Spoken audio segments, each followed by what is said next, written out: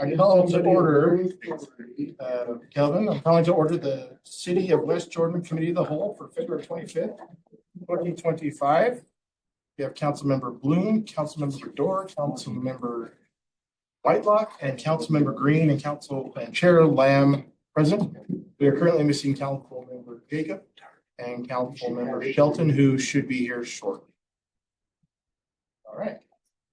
We will start our topics today with our discussion regarding the rental and use rates for the new West Jordan Community and Arts Center. Is that the official name of it?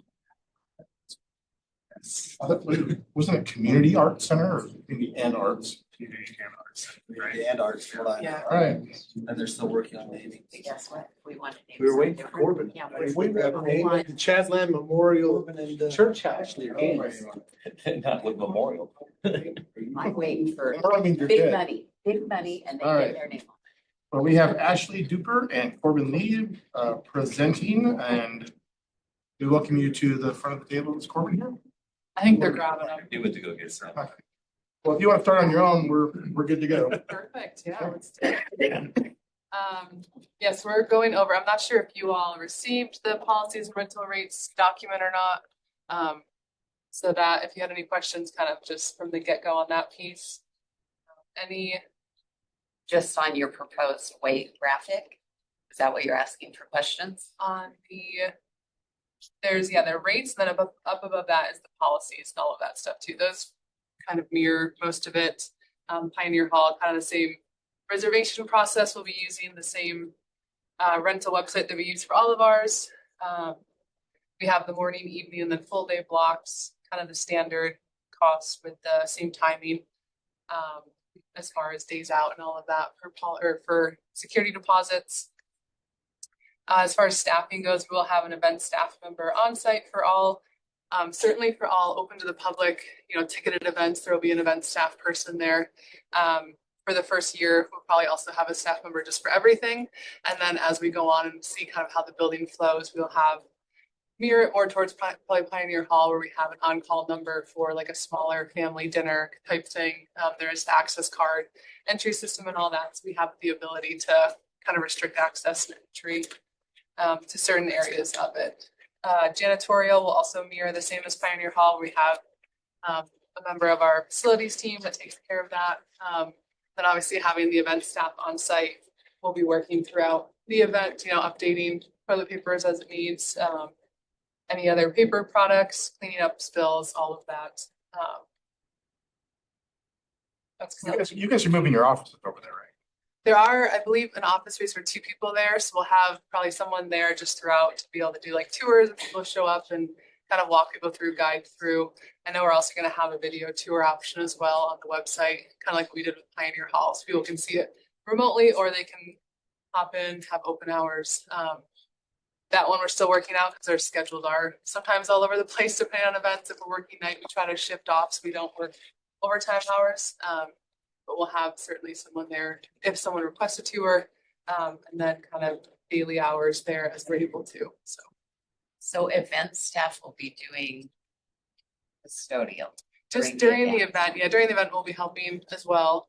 If there's huge issues, obviously. But we won't have custodial there. We'll have events there. We'll have an event staff. Yeah. I do have questions on your graphic of proposed rental fees. Mm-hmm. And I don't see, in my packet, I didn't see policies. There's only one attachment. Okay, it might just be the rates then, yeah. Yeah, I didn't send over the policy, the Okay. full policy list. I wanted to see that. Yeah, What you can and can't do. she just referenced that. Oh, sorry. Yeah. That's. I just included the Yeah. rental rate sheets. So, and this one I've already talked to Corbin about, but for a West Jordan contract entity, I really feel strongly that we need to have something there that tells them they're responsible for damages. Like we're asking for the refundable security deposit from other entities. And the whole reason we do that is if they damage the building. Yeah, that's my question. I was like, are they sufficient to cover the operational costs and potential damages to security deposits? That was along the same lines thinking. So I want something there before I say yes to this. I would assume most of that would be in your policies then, Chris. Correct. And with this, we'll probably want to update the grant contract by which we give the Cultural Arts Society a grant and we include that as well. So that was gonna be my question.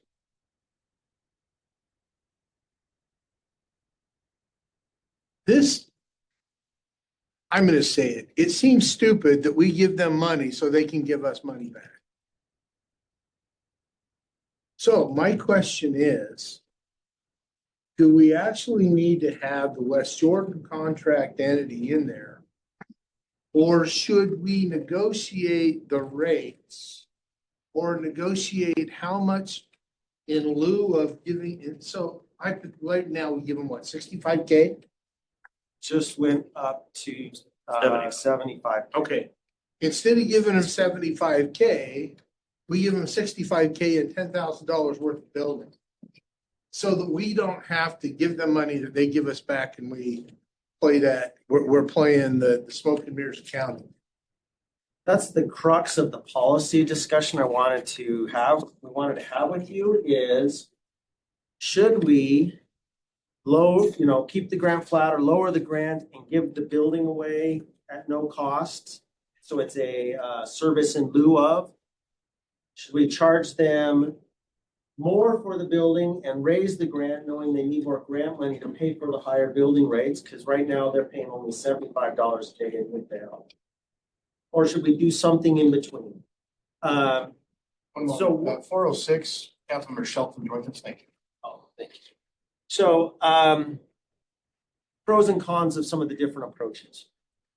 It is a little bit of a round robin. So the argument for lower the grant or keep the grant flat, lower the grant and just have the building be in lieu of service in lieu. With that approach, we're not doing the accounting merry-go-round. And you can say you get this many number of days, you figure out how you want to use it. But you only get it, a set number of days, and that's your allotment. And then if they use that, we'll go beyond that allotment, they just pay the rate. Good, yeah. However, an argument against that approach is if they are getting the building for free, even if it is a set lot number of days, they're not managing they may not manage their use of that building as well as they otherwise would if they're actually forking out money for every day they're in that building. We want them in that building. We want them in that building often, but we don't want them camping out in that building. When they put on a show, we want them getting in there just in time to do their dress rehearsals, tech load-ins, just what they need to do the run of show. But if they are using that building for 4, 5, 6 weeks prior to a show's performance, that's not the best use of the performance space. That's turning the building into a rehearsal space. Likewise, if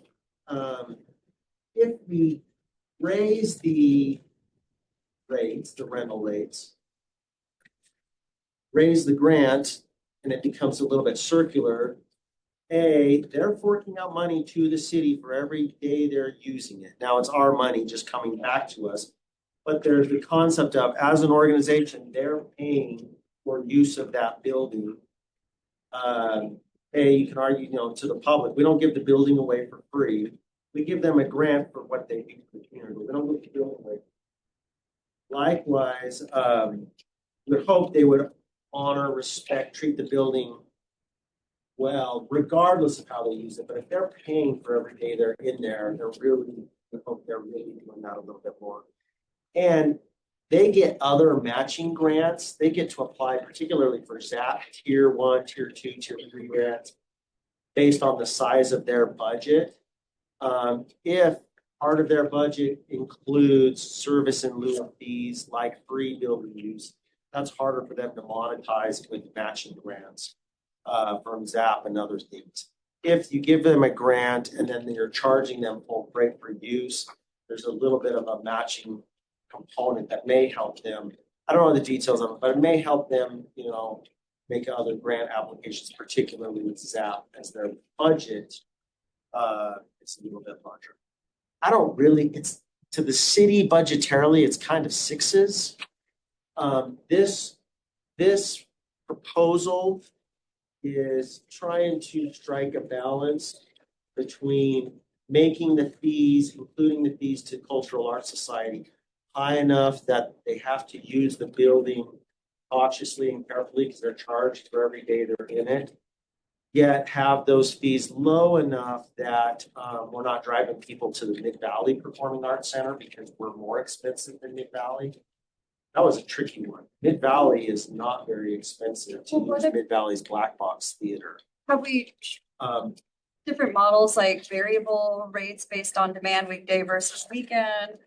Or something like pricing incentives such like introductory discounts or membership programs and, stuff like that to kind of keep that balance?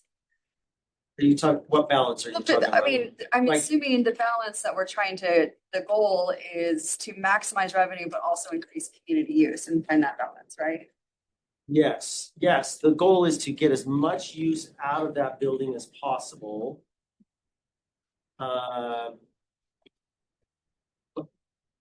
For the community as a whole. Yeah, like you said, yeah. Balancing so we're not maximizing revenue perhaps as much as we could for fear of then the building would be dark and we want to get as much use out of it. So that's one of the balances we're trying to strike. But if We're we trying to, what if we set it up so like we have the initial trial period and then we can go back and review and adjust as needed?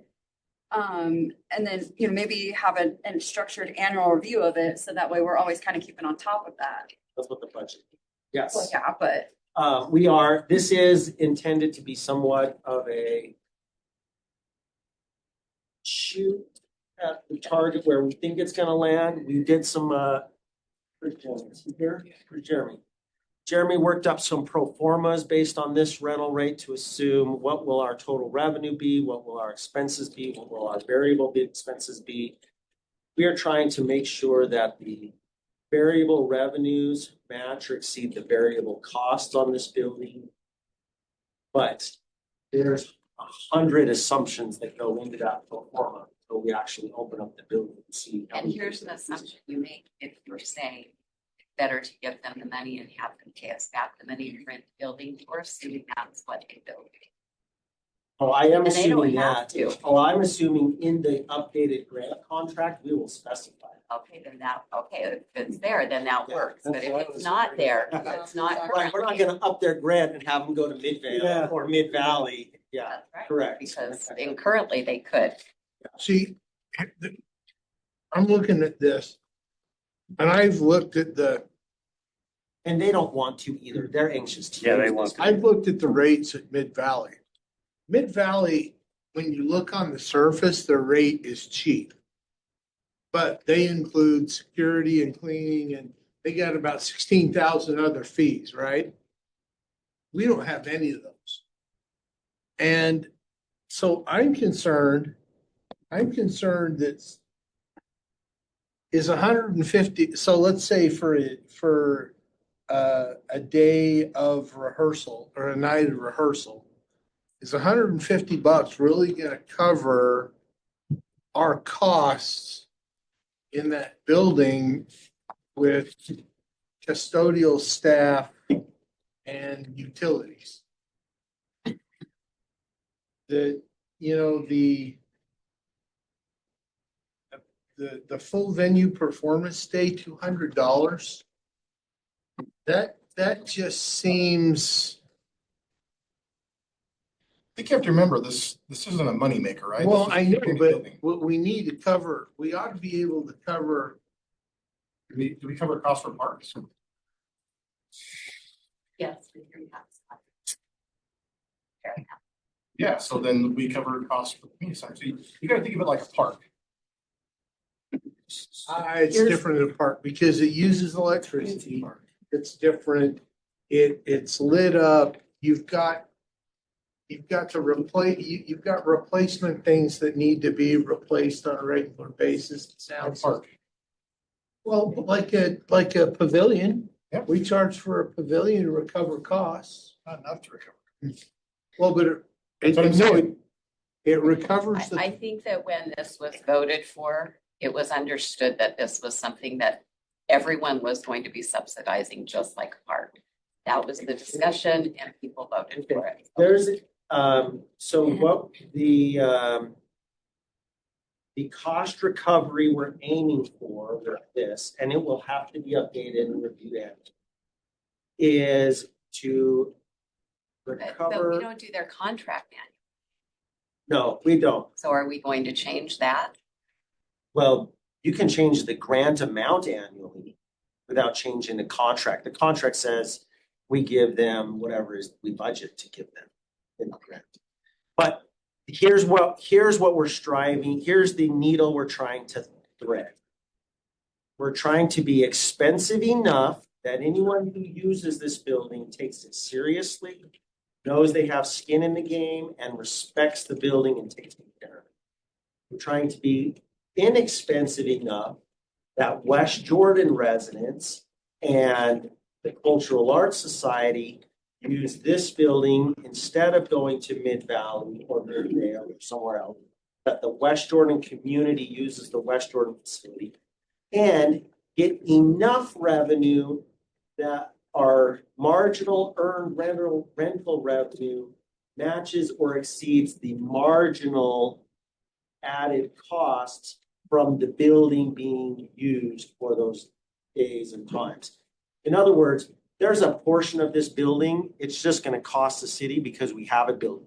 Insurance, grounds, basic utilities, that stuff we just have, and that's a sunk cost, and that's the subsidy from the community.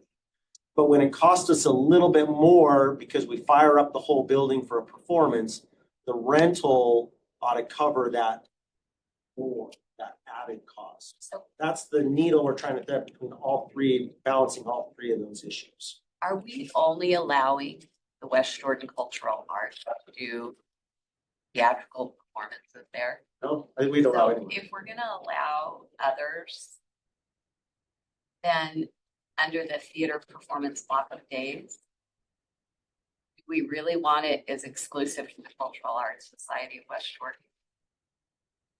We could offer to anybody, a graduated rate for a block of days for a theater performance the way we do for cultural arts. I don't know that other groups will want to block it out for a 24-day period the way cultural arts does, which is why we only put it there. And probably not, but there is another theater group in our city that I think they I wasn't- primarily work out of their home. Okay. And what if they want?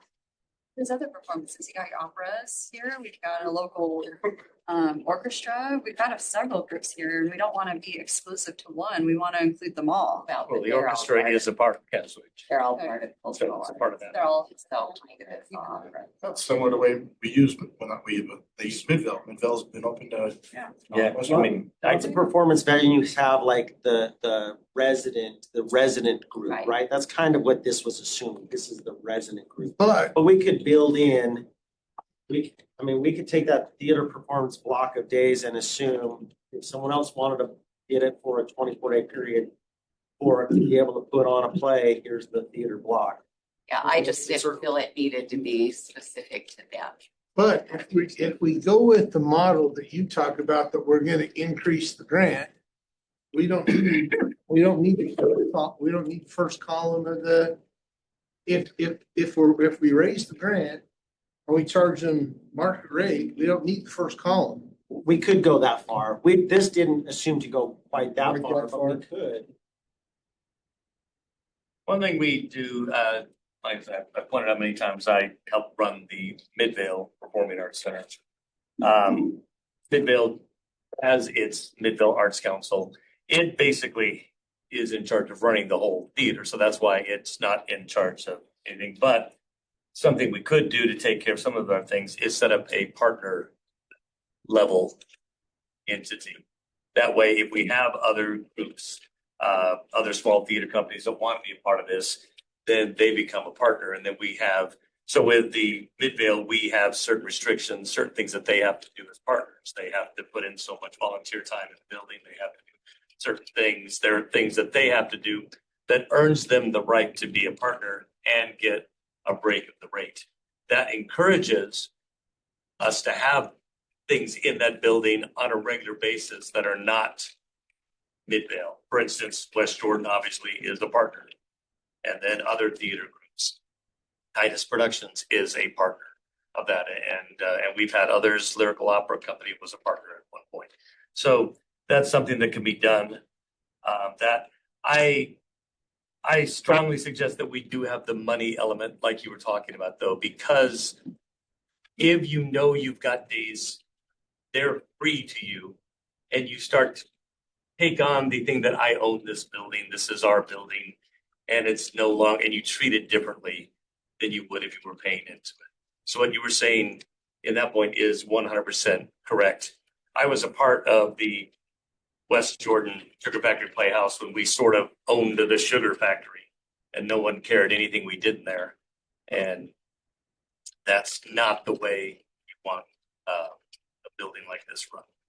So I think we would come up with a group, but I would add an element in there for partners and make that a rate, and we come up with the stipulations of what they need to do to be a partner within that.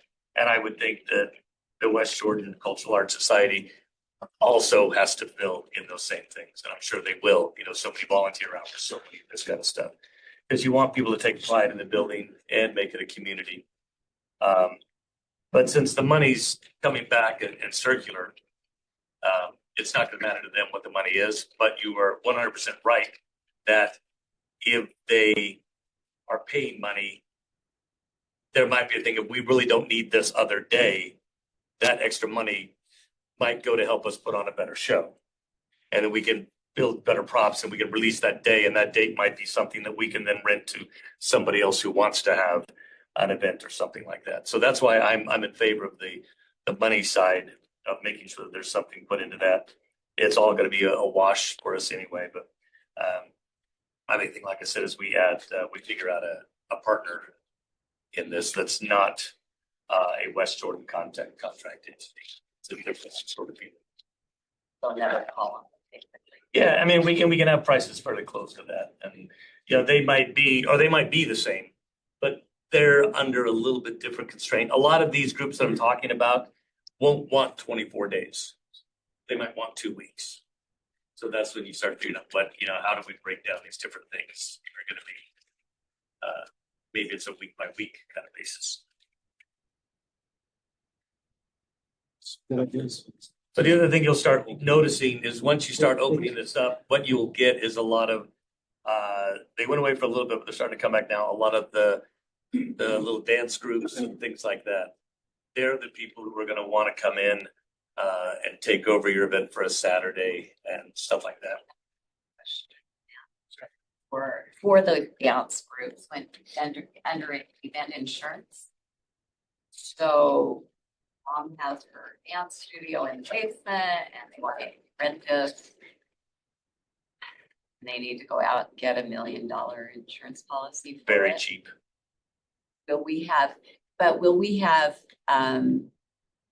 we as in Ashley, that part of it, have your staff have here's a few places you can call, because if they're new at this, Bob's right, you can get them fairly inexpensively, but if you don't know, then you might not get it inexpensively. And that's it. We do the same thing at Midvale. We go, you need that, you replace it.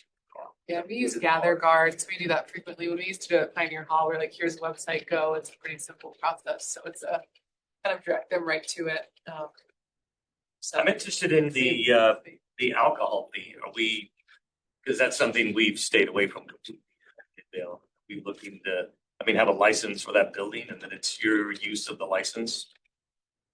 Because that's an interesting addition. Yeah, we have a contracted service or bartending service basically. So they're the same ones that are any special event at the rodeo grounds. If you would like to serve alcohol at this facility, you have to use our bartending service, regardless of event size. It can be a family get together of 10 people and you want to have alcohol, you have to contract with our bartenders, just so then they're licensed, insured, obviously follow all the DABS protocols, permits, all of that. And that's their fee, and then we get $100 just because. Yeah, they want pay to us do the it after booking them. fee and then they would work with this contractor.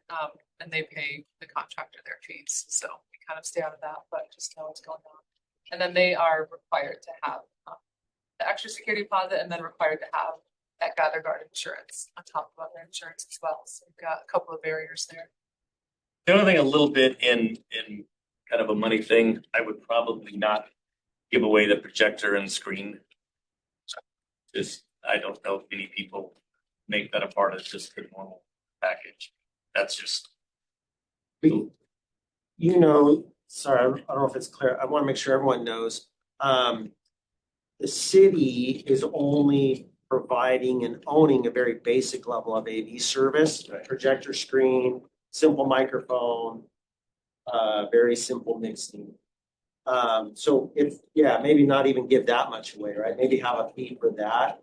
But if you want theatrical lighting, if you want a full sound mixing, you are that theatrical lighting, the audio equipment, the wireless microphones, the receivers, everything that goes with that is the Cultural Arts Society. They're putting that stuff into the building, and we are planning and assuming with them that you have to contract an AV tech through the Cultural Arts Society, and an AV tech from Cultural Arts will operate the AV.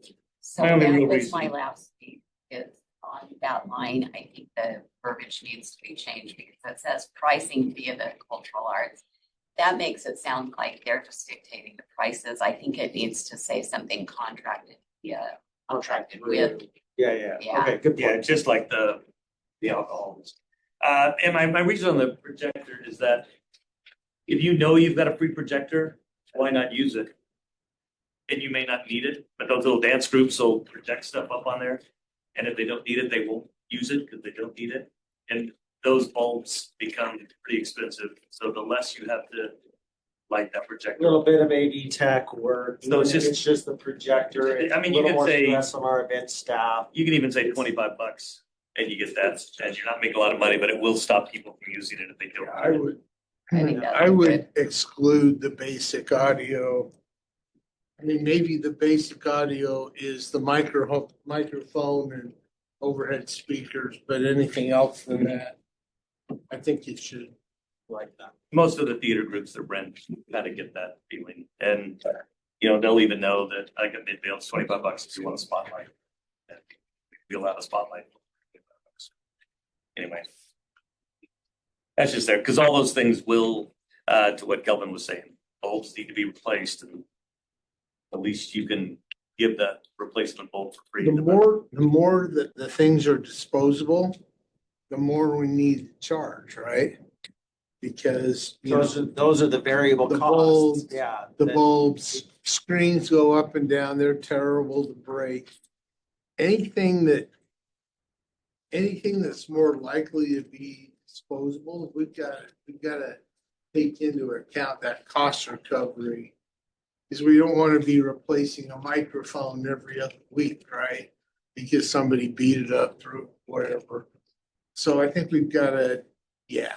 Don't get rid of visual and just have basic audio is included. Or even that, right? These are just the fees for the building. As soon as you Yep. want a microphone and a projector, you're paying Yeah, I don't mind giving them. for the microphone, the projector, the screen, something like that. I would, I think you kind of A need a lot microphone. of people might bring in their So, own mic and their own. but you'd be surprised how many people bring their own mics. And if they were gonna do a wedding, they're bringing their own DJ in and all those kind of things. So, people have their, you know, how many kids have systems in their, you know, Having it there though through the speakers, I think is a good thing, because you want the building to look its best.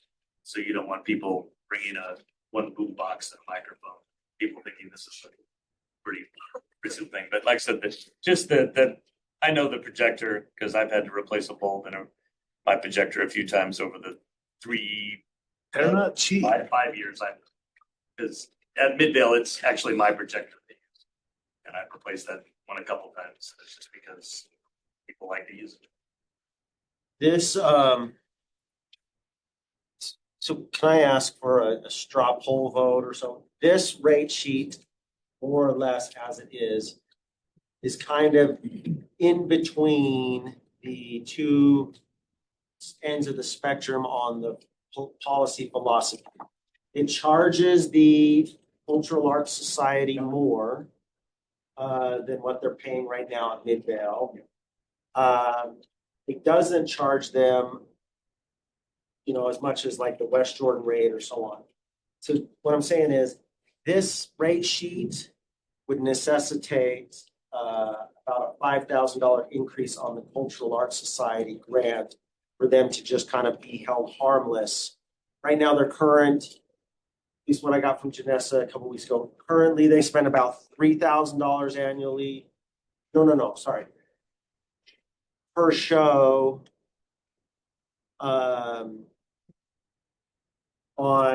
facility rentals, $2,300 per show on facility rentals. I know my numbers are all over. Our old numbers would have had them going to $8,000 per show. This has been backed off from that to about $4,000 to $4,000, $5,000 per show.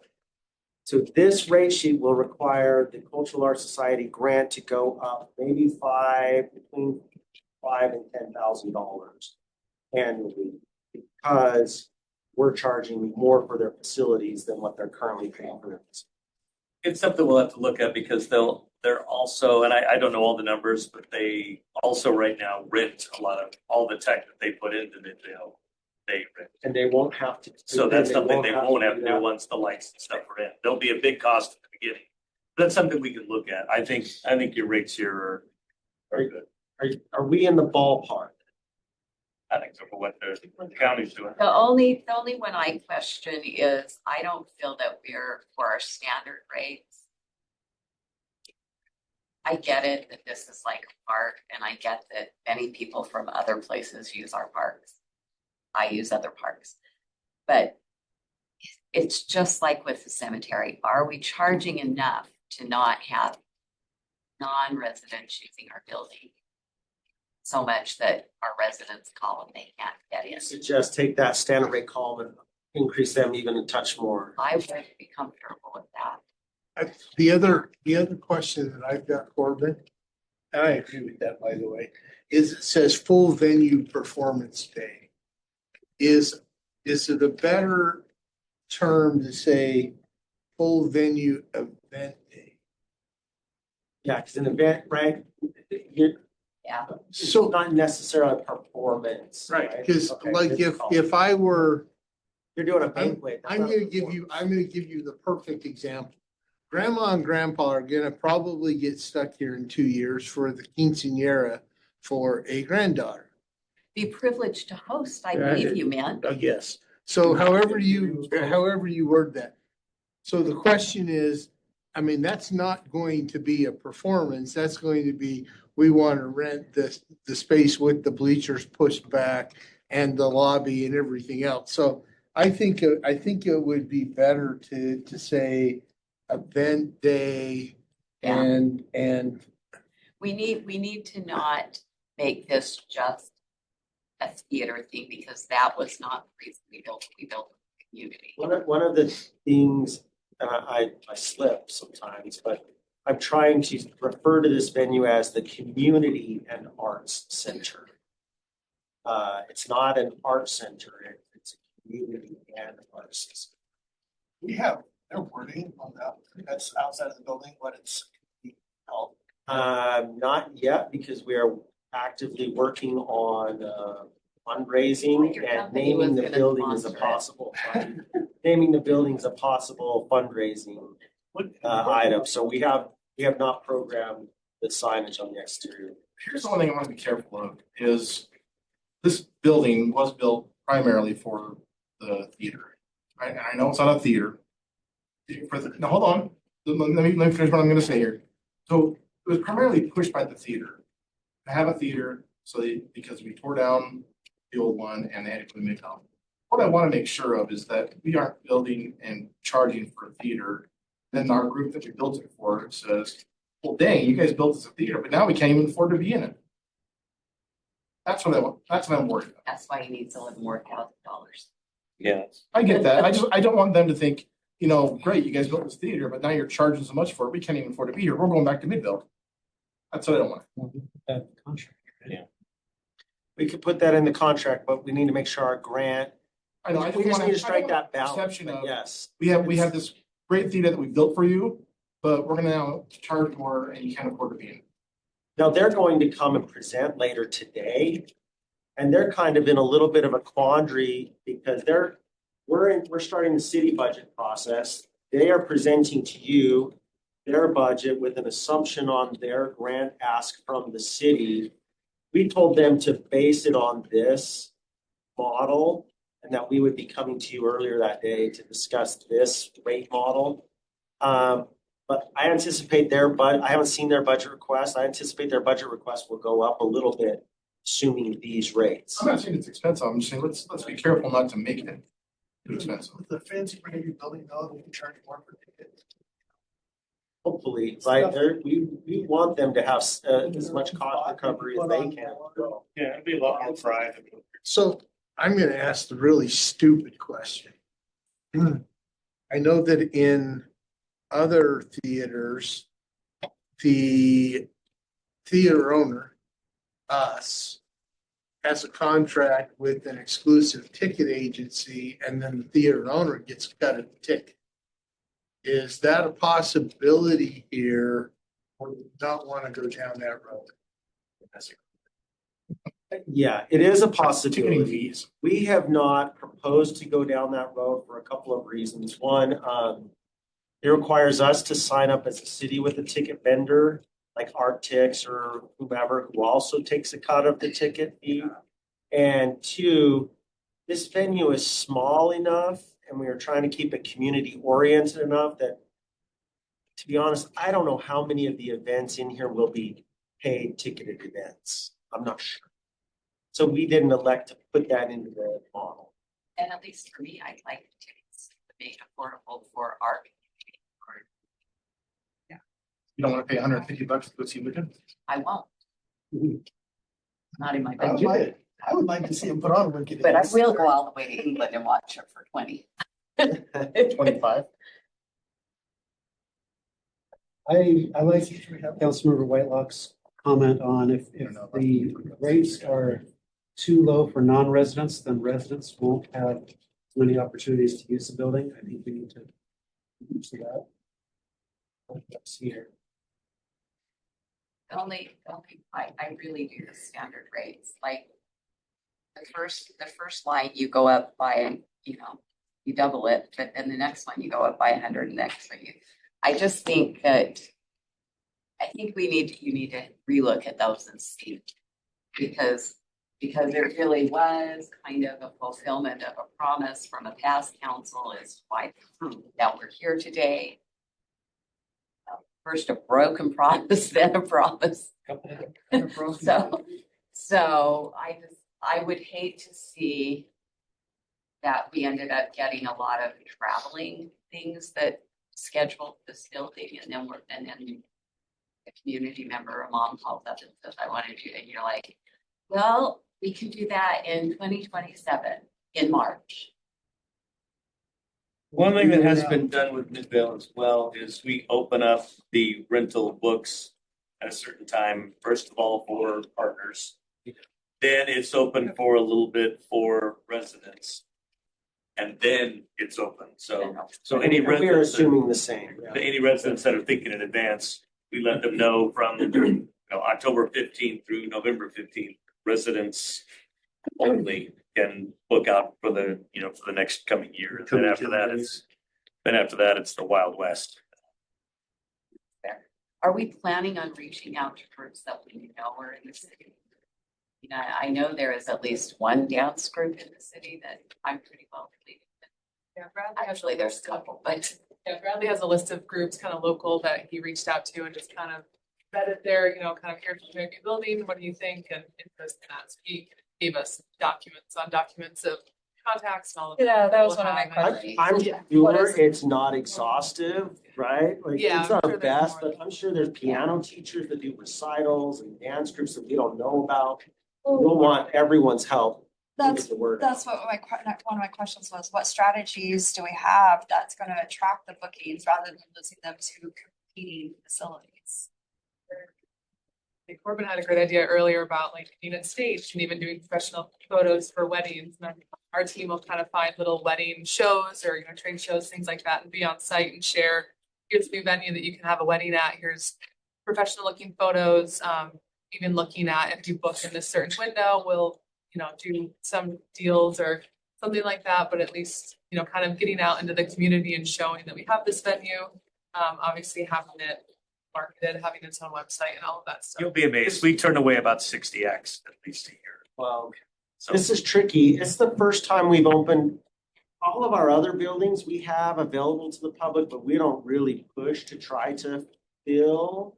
This is the first time we're opening a building, a city-owned building that we need to actually work to try to get it used as much as possible. Really We need to do work. some marketing. Do we really need to work on the marketing, or is this if you build it, they will come?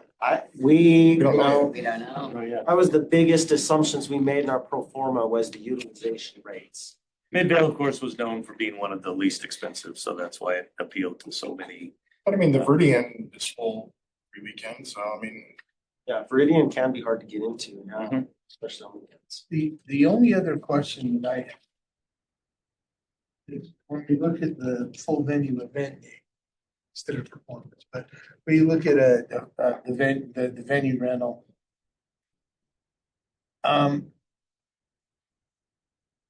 One of the goals that we talked about early on with this is to try to shift a lot of stuff away from Pioneer Hall. It's architecturally sensitive. Is that a good description? And move things to here. So I don't see, it kind of has rental periods broken up into two blocks, but 60% or seven. Is there a better model for a half-day use of the building like we're doing with Pioneer Hall and having it a little bit cheaper than Pioneer Hall so we can shift some of the events from Pioneer Hall here, because that was one of the goals. So I guess that's where I need your policy direction. I mean, I like the Do idea you of want doing this introductory. cheaper than Pioneer Hall? Pioneer Hall is not nearly as nice as this venue. I It will would be say, much if nicer. we're worried about But- Pioneer Hall and the stuff, I would say we make a policy that things that shouldn't be in Pioneer Hall because it's architecturally sensitive are no longer in Pioneer Hall. Yeah. They That, laugh. no, but that's, I've had many stages torn apart by mine. Ailing went every weekend. But you know where I'm going with the half-day rental. Explain a little more. Are you saying that? Right now, Pioneer Hall, you can rent for 4-hour block, right? Yeah. So why is this one 8 to 3 works at 60%, but okay, maybe it works. I don't know. These are kind of standard times. We kind of also didn't want to discount it too much because I do think there's a lot of these uses that will just say, I want to put on a concert that night or a piano recital or whatever. I only need it for the evening. If it's 50%, our rates are already pretty discounted. And then if it's 50% of that, because you're only using it that evening, then I am worried about cost recovery. That's why we put it at 75% of the full days. 75% of what? The full, If you use it from 5 to 11, so that automatically assumes that they can't use the building after 11 o'clock, right? Is that in your That's in policy? the policy. Yeah. Like there will be Yeah. So maybe what I think would be helpful is if we said with you, how about we do this for 6 months and then have you come back and give us an update of it. That's what this process will be, because good news, the transformer from Rocky Mountain Power that we were being held up on is not only here, it's installed, and CERC has given us a date firm for when they will be done. Early June, I think June 6th was the date. And so now we can start working on some timelines with a sense of confidence and certainty. So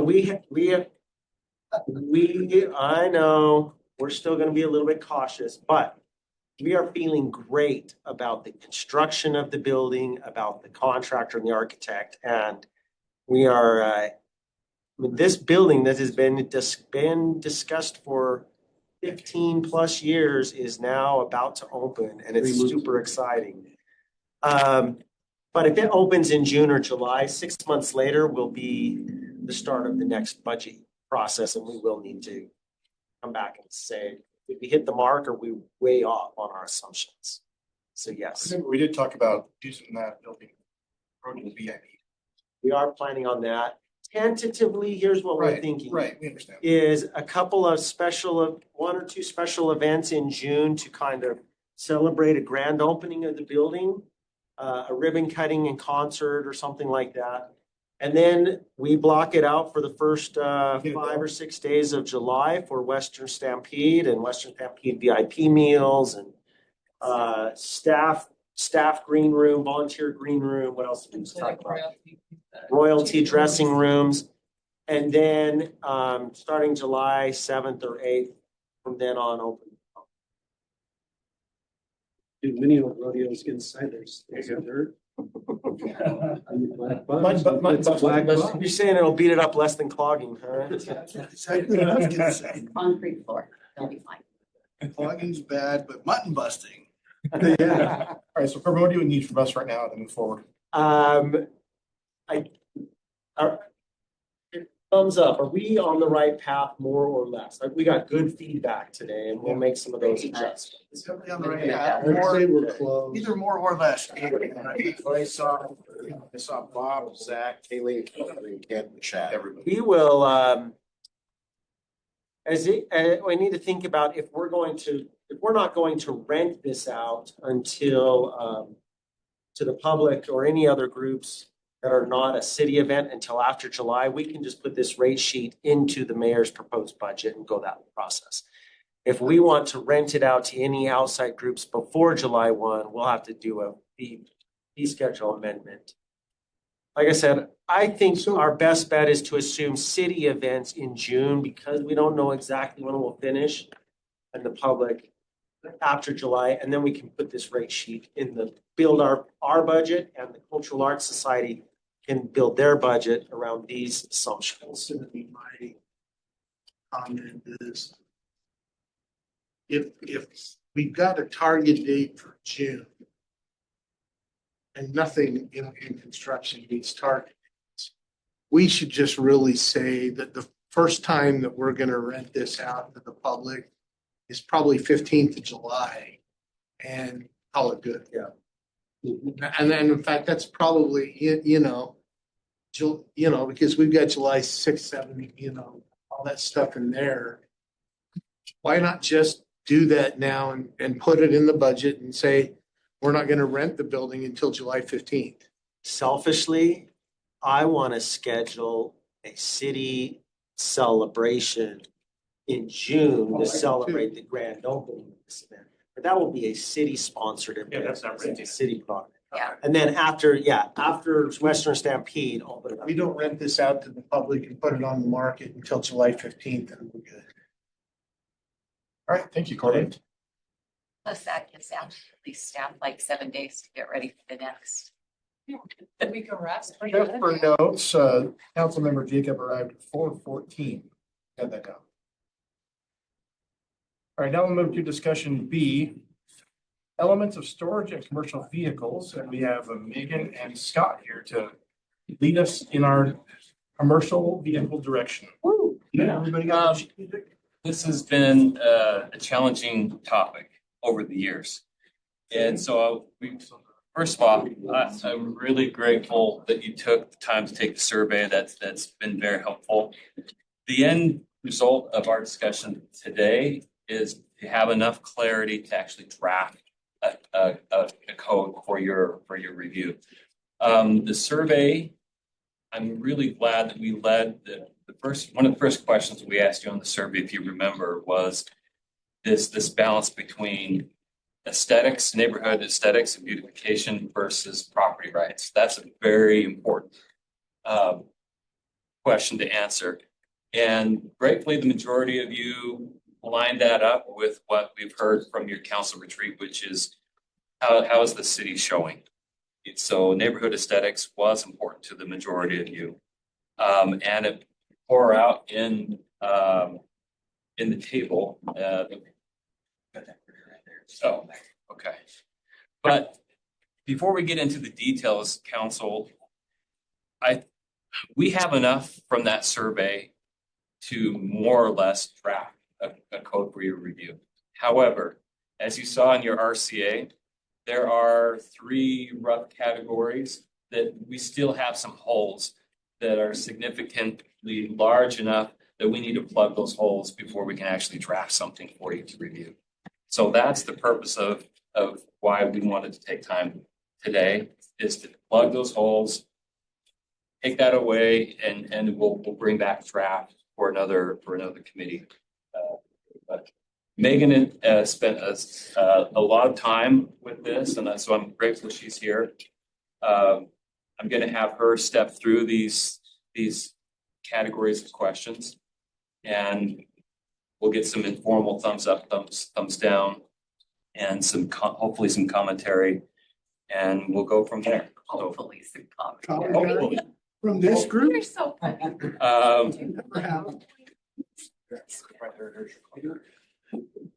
you want the chart? He's the first one to ever PowerPoint. hold a commentary for this group. Perhaps that would what the PowerPoint was in the package, but I can put the chart up there too if you want that. What's going to be the most helpful? We can probably use this. I had. Oh, This gotcha. is good. Okay. So, oh, sorry, it's not going because I'm in control. You need to go to different graphs Yeah, could you go to class 4? like that. That one. Okay. So we just have a few questions we wanted to get your thoughts on. So first one is about storage time and how long be comfortable having the vehicles stored on the properties. So we wanted to go over class 4, class 5 vehicles and smaller equipment.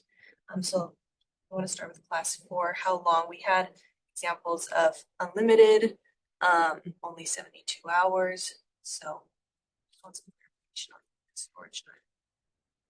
For me, class 4, 72 hours, maximum of 72 hours. Just my opinion. That's the thing, all we're gonna get out of this is opinions. I can agree with that because I've had a few people complain about school buses being brought in and parked in properties and they don't like it in their neighborhoods.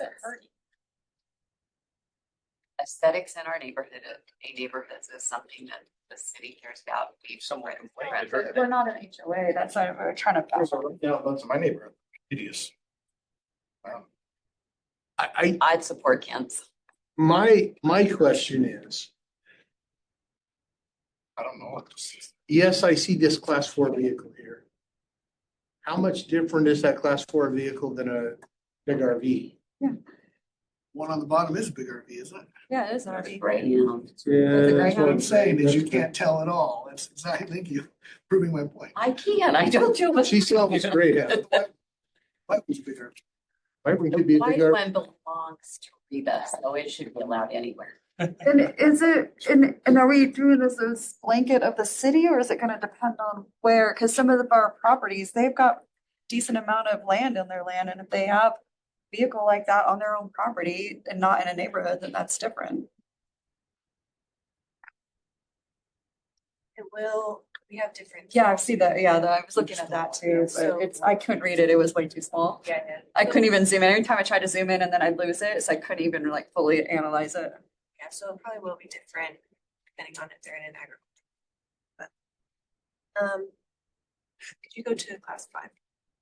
So a lot of these questions are this is to help us draft an ordinance.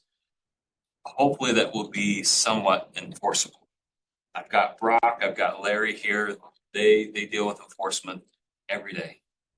Or the interpretation of the code. So feel free. They're not sitting at the table, but feel free to fire questions.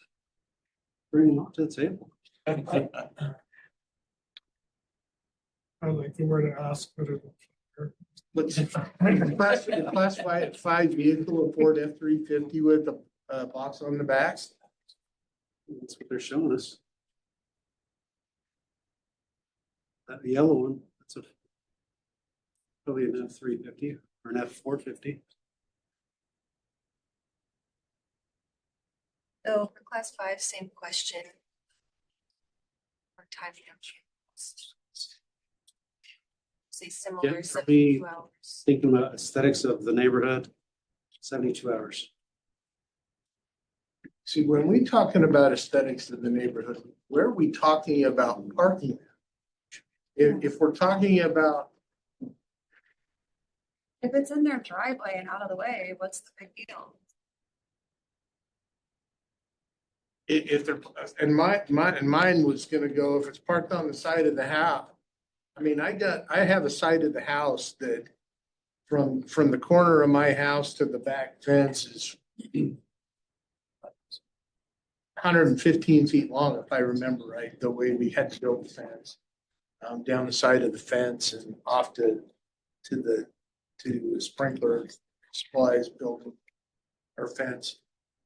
When you're building, I mean, you got 100, if somebody's got 115 feet of fence line and I can pull it to the side of my house and I'll give you a perfect example. My house, I got gates.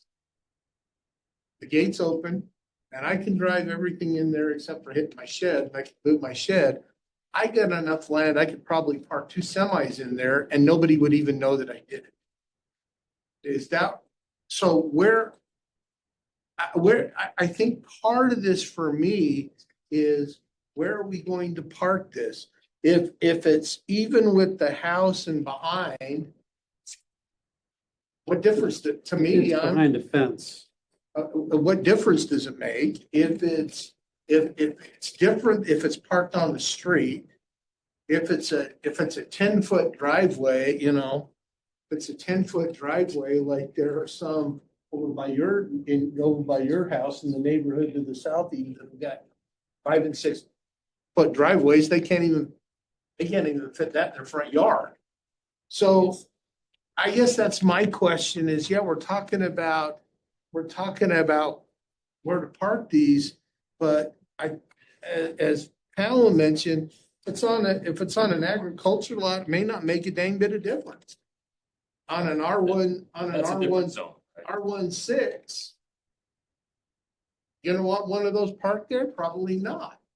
So I guess some of that is flexibility to me is what are we talking about with class 4 and class 5?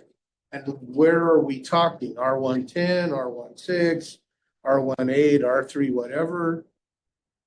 That would be my question. You bring up a good point because that's been my thing with this thing the whole time is making up standards for this type of vehicle and that type of vehicle and this thing and that thing. Why don't we make up a standard that can apply to all vehicles? And if you meet it, great. And if you don't meet it, great. You know, then you don't park there. And if you do meet it, you park there. And whether it's a commercial vehicle or a motorhome or a bus that's been converted to a motorhome or whatever, if you can park it in these kinds of places, like in an R16, you're not gonna have the room on the street between driveways or maybe the setbacks or whatever. So you can say if it fits on the side of a house and it still has a setback of 4 feet, then you can park it there. I don't care what zone it is. In an R16, that's gonna be hard to do, but in an R110, it's gonna be easy to do. But there's gonna be places in an R16 where you can do it And places where you can't. and places in an R110 where you couldn't do it. I just don't want to So- give the excuse for horrible neighbors calling on something that's not a big deal and doesn't hurt anybody and creates more drama for everybody. That's Horrible just, neighbors do that. That's yeah. just what they do. And I don't want us to be an HOA and I don't want us to take freedoms and property rights from us because it's already an issue. Let's just, yeah. That was my thing in the survey. Everything was kind of, it depends. There was a lot of. So it's a consistent standard that applies Yeah. across the board. I'm with Time place matter, right? Councilman Green's talking about it, if it's placed and screened. I mean, we've had some dialogue amongst staff that if it's in a permitted enclosed building, what does it matter? Absolutely. Absolutely, yeah. I mean, if the person had a garage in their backyard because they converted their garage to a family room. But if you have a standalone garage in your backyard, which a lot of my neighbors do, has got the standalone garage in the backyard, they can pull that into the garage. What difference does it make whether they have it? Truthfully, 95% of all of our neighborhoods are under an HOA and covers most of this anyways. Not even close to 95, but All the new ones I are all would say for HOAs that we me, cover. I agree with Councilmember Shelton and kind of that for me, it's more important that it's behind and screened. So if that's in a garage or just a fence. And it's Isn't the not rule for right RV next- to be like that already? Isn't the rule for RV to be back next to the house? I thought they did. It can start on the side yard and extend into the front facade, but it can't be completely in front of the front of the house. I think the comfort level for most people would be behind the house and they're not gonna care so much. It's when that's sitting, and those don't look so bad, but there are a lot that don't look quite as good as those. Sure. That just sit. And then the other issue is when they are on the street, it is. Mostly agree with Our you. good mayor got a lot of phone calls because a bunch of big commercial. Vehicles were on the street and then you couldn't get through the street safely. So I think we do need standards. It's your problem to get four of us to agree on that standard. That is a That's big why we're here. That's why we're here. That's where I'm at. I just feel like if it's not being intrusive to the others around, is probably the hardest thing. It's really easy to know. I can only go that far, right? Because as soon as I go there, I'm in trouble. But as She'd far like to as go there. no, neighbor to neighbor, that's harder. I had a good city manager once ask right after we had said no to goats, if my neighbor had. I told that city manager. He said we couldn't have goats. And Mr. Lee's looking at me and I'm like, there's goats. And he goes over and jumps over the fence and tells me there's goats there. But the goats don't bother me, so I don't turn them in. So I think it just. Chilly now, it's on public record. You don't know which neighbor. Only Corbin knows. I think that's where I'm at because aesthetically to me, that's where it comes down. If people are driving and they're like, oh, that looks so bad, then they call us. Can I try to summarize what I think I'm hearing? Class 4, class 5, right? And higher. If it is behind, if it's fully enclosed, everyone's okay, right? In a fully enclosed building, garage, doesn't matter because it's fully enclosed. Big You've got garage. a few. If it is behind an opaque fence, I'm hearing that you're okay with class 4 or 5 if it's behind an opaque fence. So this would not count. But if those fences were totally covered, it would be less of a visual. Go back to the box truck. See, go back to the box truck. So where's that? So I'm just saying this yellow box truck should be the same requirements as the RVs where it's But not what's the all the way big up front. Deal for that. There's nothing, it's not impeding anything and it's somebody's own, Yeah, but it's other their people driveway. disagree with you on that. So you have to understand. But it's I get- property rights. I get what you're saying, but other people disagree. So it's okay to talk about it. I know it is okay to talk about it, but I don't want to take somebody's rights away and I don't care what my neighbor thinks. If it's my right to park there, I'm gonna park there. But maybe that It's not bothering the neighbor though. It's not hurting them. It's not bothering them. It's not dangerous to them. So why would we take that away? Yeah, you can't, you should know more than Yeah, most I know. people that you can't say what is not offensive to other people. I That's get just that. nothing No, we I can do. get that, but. No, but you're doing it. I'm with you, Ben. Yeah, I'm right. All right, I guess. Disagree. I know, I agree. I agree. I want to take people's rights away. All I'm saying is I like that. Is she coming back? Councilmember Bloom left it 504. at 5.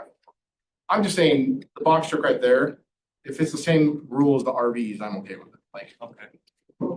Go to the next picture that you had, Scott. I don't have the. That one. But didn't this whole thing start because somebody looked into somebody else's backyard and said, you shouldn't be allowed to have that container in your It backyard? started because of the semi trailer that was parked in the backyard used as a storage, Yeah, in a backyard. storage unit. Isn't it? Isn't that where it started from? Lost the courts. We lost the court This has case. been going for years. Yes. My It was not question, a- It was not an opaque fence in. so my question is, what's there's obviously at least 4 buses here. And an RV farther behind it. What is the use that they're using this for? Storage lot. What's that? My assumption is that it's a storage lot.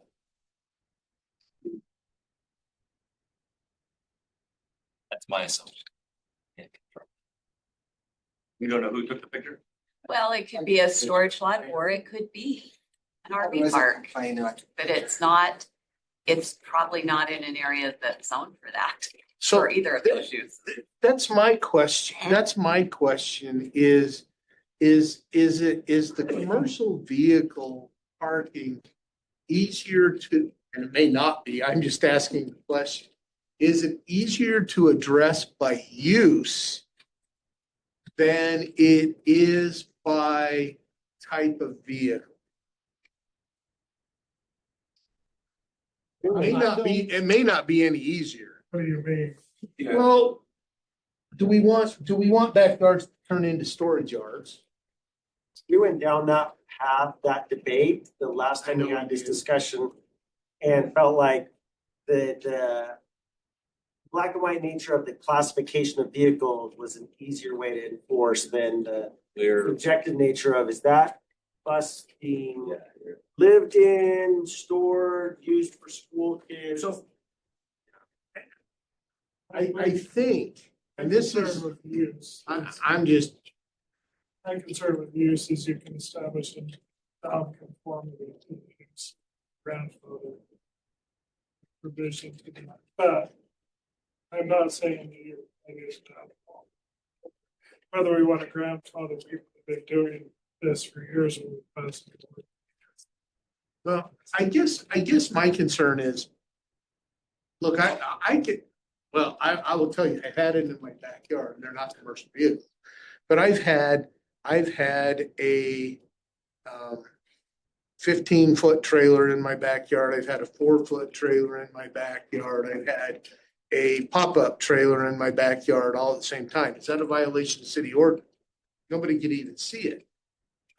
So my question comes more is, if somebody owned a bus converted to an RV or just a bus or whatever, or a food truck, because food trucks are, RVs are food trucks now, and although they can't be stored in a home for use as a food truck, people still park their food trucks at home. Never mind, I'm not going there. But if they had those kind of vehicles, I'm okay with 1. Are we okay with 2, 3, 4? And I think that becomes a lot of times the bigger issue. I don't care if one person parks a Kubota in their back of their yard, a little Kubota tractor. Heck, there's used to be down on 13th West, person had a Kubota parked in their front yard. I didn't care. They were grading their backyard and parked it out on their driveway. No big deal. But is it a fleet of Kubotas that's causing the problem? It's not one Kubota, it's the fleet of Kubotas. And that fleet is turning into a business enterprise that the land's not zoned for. So I think what we've got to do is, I'm okay with every being screened, but maybe it's more of a numbers game as well. You're looking into the category number 2 on your RCA then. Yeah. Yes, so How we many have a- vehicles? How many? I just don't know, So can we, before we move on or bring up another topic, it sounds like we've got enough consensus as far as placement from the front facade back. If as long as it's screened, is that all right? It doesn't, from class 4 up, as long as it's behind some screening. Like, Yeah. but that quantity becomes an issue. When does it become- That's another question we'll answer, Okay. but generally Alright. screening. Yeah. Sorry, I want to clarify something you said. You said class 4 up. I think I talked about class 4, class 5.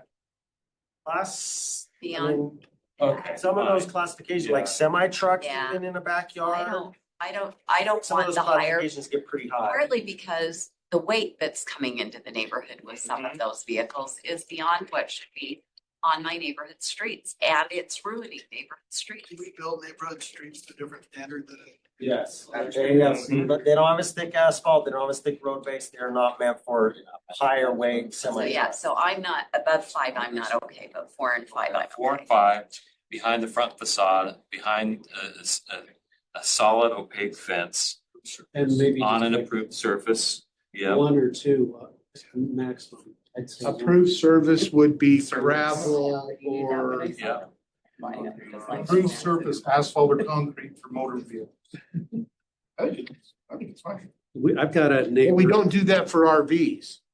Got a, If it's a motorhome, yes, we do. Tell me what it is.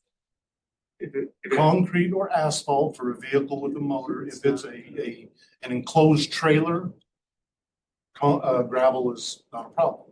But if it has a motor, it has to have concrete or asphalt. Impervious surface. You got the vehicle. I got some pictures, so. Non-motorized, I mean, I've never had an RV. thought that was only. As much as I'd love to have the art center named after my business, I've never had that kind of money. Not there yet. So I don't know, can enclosed fifth wheel trailers don't have anything that can leak? Well, they could leak, but not the Some are- oil. Engine oil won't leak, but don't they have stuff that could leak that could be bad? I mean, The only stuff that would leak is water or Sewer. human.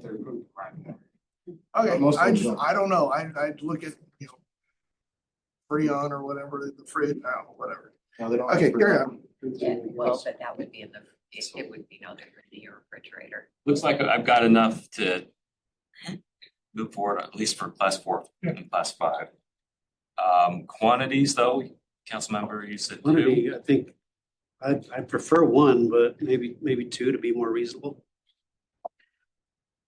Again, this is class Just 4 or class 5. 4, class 5. Okay. I would probably, My preference would be I'd 1. be better with 1, and then My preference is 1 as well, they'd have to come to us, so they need more than 1. because otherwise it gets, in me, then it becomes a business you're running that Mm-hmm. is not the kind of business I want ran out So- of residential. I'm gonna ask this question just because I'm crazy enough to ask. If we set up this particular ordinance and land use, and somebody wanted to, let's say, have 2, they could have, and it would be a very simple process. Now, they would ask for the variance because this is a land use ordinance, right? They would have to prove hardship. Well, they would have to prove hardship, but Yeah. that would, but it would give somebody a way out if there was actually a hardship that was necessity. Sure, there's a path forward. I think it'd be really hard to prove, but Well, it would be hard to prove, the burden of proof would be on the, that's a. So 1 per lot for class 4 is 5. In a residential zone. Well, you've In got, residential are zone. you okay with that? I'm okay with that. Okay, so you've got your 4. Okay. And it has to be They screened were. on an approved surface. Kelton, Kaylee, Bob. Okay. What about the Kubotas, since you brought it up? Small equipment. With an active, Do you have a graphic? building permit. I can think of is Kubota, and it came through on a budget one time. See Kubota and I picture Japanese kimono. That's something different. And what does it say? 76. Well, you know it's warm. I don't have my jacket on, so you know it's warm in here. That's cool. So small earth moving equipment. So I would be okay with the same rule if it's contained in a building or if it's behind the fence that they have one of those. But if the, I would be. see, here's the Although difficulty. 2,000 pounds. Here's the difficulty with these, is that, let's say you're running a landscape business, you would have a trailer and every one of those. Big trailer. I mean, no, I don't, you would have one trailer and you'd have a lot of these, and then based on the job that you've got, you take the trencher out, or the auger, or the backhoe, or the skid steer. Do we allow more than one? Or what's the gross vehicle weight of a class 6 vehicle that we're gonna permit? And could we add up, We're not permitting 6, up to 4 and 5, right? well, whatever, 4 and 5? Okay. What's the gross vehicle weight of a class 5 truck? And would a combination of the gross vehicle, so what I'm trying to articulate that I can't speak English on is it better that we call it a class 5 or class 6 truck, or do we use gross vehicle weight? Because that's where class 5 and 6 come from. And then we limit the number of these tied to a gross vehicle weight. I don't know, because I have no idea what the hell I'm talking about. Yeah, except that sounds really lawyery, like you could defend that. But I have a question for Brock. What's your thoughts on this one? I think it's difficult. If you look at the vehicle weight that is set at 12,000 GVW, you can have 6 of your Kubotas. So I think a number numerically is, to me, easier for enforcement purposes. I think if we've got one of each of these vehicles and my guys are out there trying to add up what the gross vehicle weight is combined. No, I would do something simple, but you know where I'm going is Right. a number is 5 or 6 of these okay? Is 3 okay? What's the okay number that would put us in the same ballpark as the truck? We do have one person that has your ditch diggers down here on the bottom right. So he's got about 14 of them lined up In his driveway. because he's running a business. And he leases them out? Then Pardon me? does he lease them? Oh, in yeah. then? Oh, yeah. Okay. Yeah. You can find him on KSL. You can go rent one, pick it up, and then bring it back when you're done. Yeah, that's where I find it's just so much easier, this thing, than this. This I know, this is harder. I mean, Calvin has a good point, because Sure. I don't want to say, well, literally my neighbor, you can't have those 3 things in your backyard because I voted for just 2. I don't know what the answer is on this one. These are small enough. I'd be okay with 3. It's 3. How does that feel as far as enforcement? Enforcement wise, if we can go with a hard number that says you can have 3 of a small earth moving equipment classification, we can enforce that. And we can tell the complainant, look, they can have 3. When they pull the Ford Kubota in, let us know, because then it becomes a violation.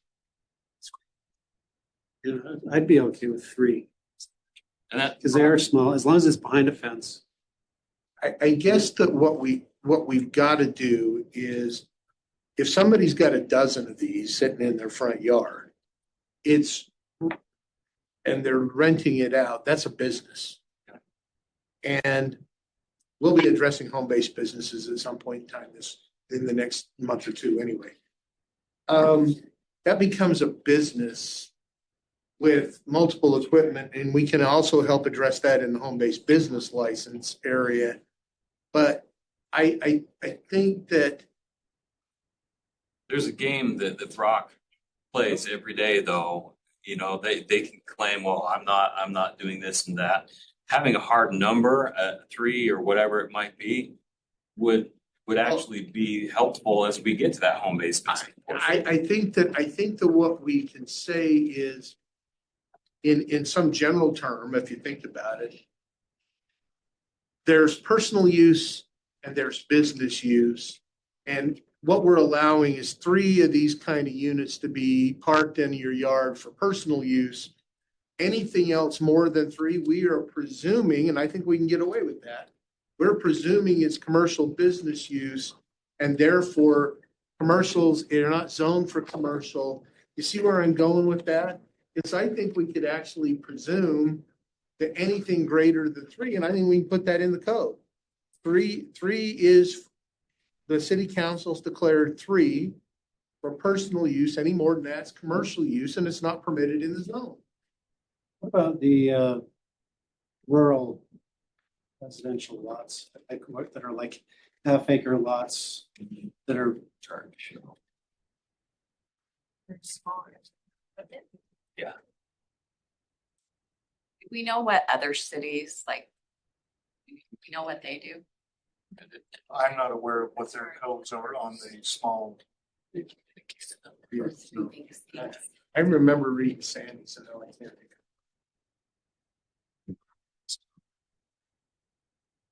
South Jordan did a study and Patrick found it. Got any info for me, Patrick? You know, I've always got it. On this topic? On this topic, okay, all right, on this topic, no, never mind. He's got 4 of those in his backyard. South Jordan had food bus recently. I don't know if you remember Yes, that I in the news. So they had the food bus that was an RV that was wrapped. It would do mobile mammograms and things, and it was in and out of their residential areas. And so they were looking at revising their codes. They did a survey of cities up and down the state, actually, from Cedar City, I think even up into Logan and stuff. So we do have that. We just got it kind of recently, and so we didn't have time to really incorporate it into a lot of this. But most cities are concerned mostly about weight. When you talk about the weight of the roads, I will tell you, if Brian were here, and I know this council has spent so much time talking about how to budget money for the repair and upkeep of our roads, when you don't have enough road base, when you don't have a thick enough layer of asphalt, that's a serious issue for our residential. We're talking residential roads. I didn't know this, but sometimes you'll be driving around, you'll see signs that'll say truck route. Those roads are built differently, and they're built for these weights. So yes, aesthetics are important. Aesthetics are not really a big part of what most of the cities have addressed. It is mainly, though, categorized by weight. And so these classifications for vehicles also have like these weight limits. Some of the 1, 2, 3, 4, 5s also have additional weights. So I do have the South Jordan materials. I could go through or just provide it to the council as part of the next steps for this discussion and let you look at those and kind of just see what they put together for their council pursuant to some of their discussions on this same issue that was really just before them. So is that responsive? That's a really good associated topic is the traffic generation, right? Because that's another associated impact that we're just kind of addressing here. Even if that person who has 3 of those ditch diggers decides to have a side hustle and rents those periodically, that's a vastly different issue, 3 versus a dozen coming into that neighborhood back and forth. Sure. So that is another important thing that we need to consider. Gross vehicle weight, of course, but the amount of traffic being pulled into our neighborhoods as well. So.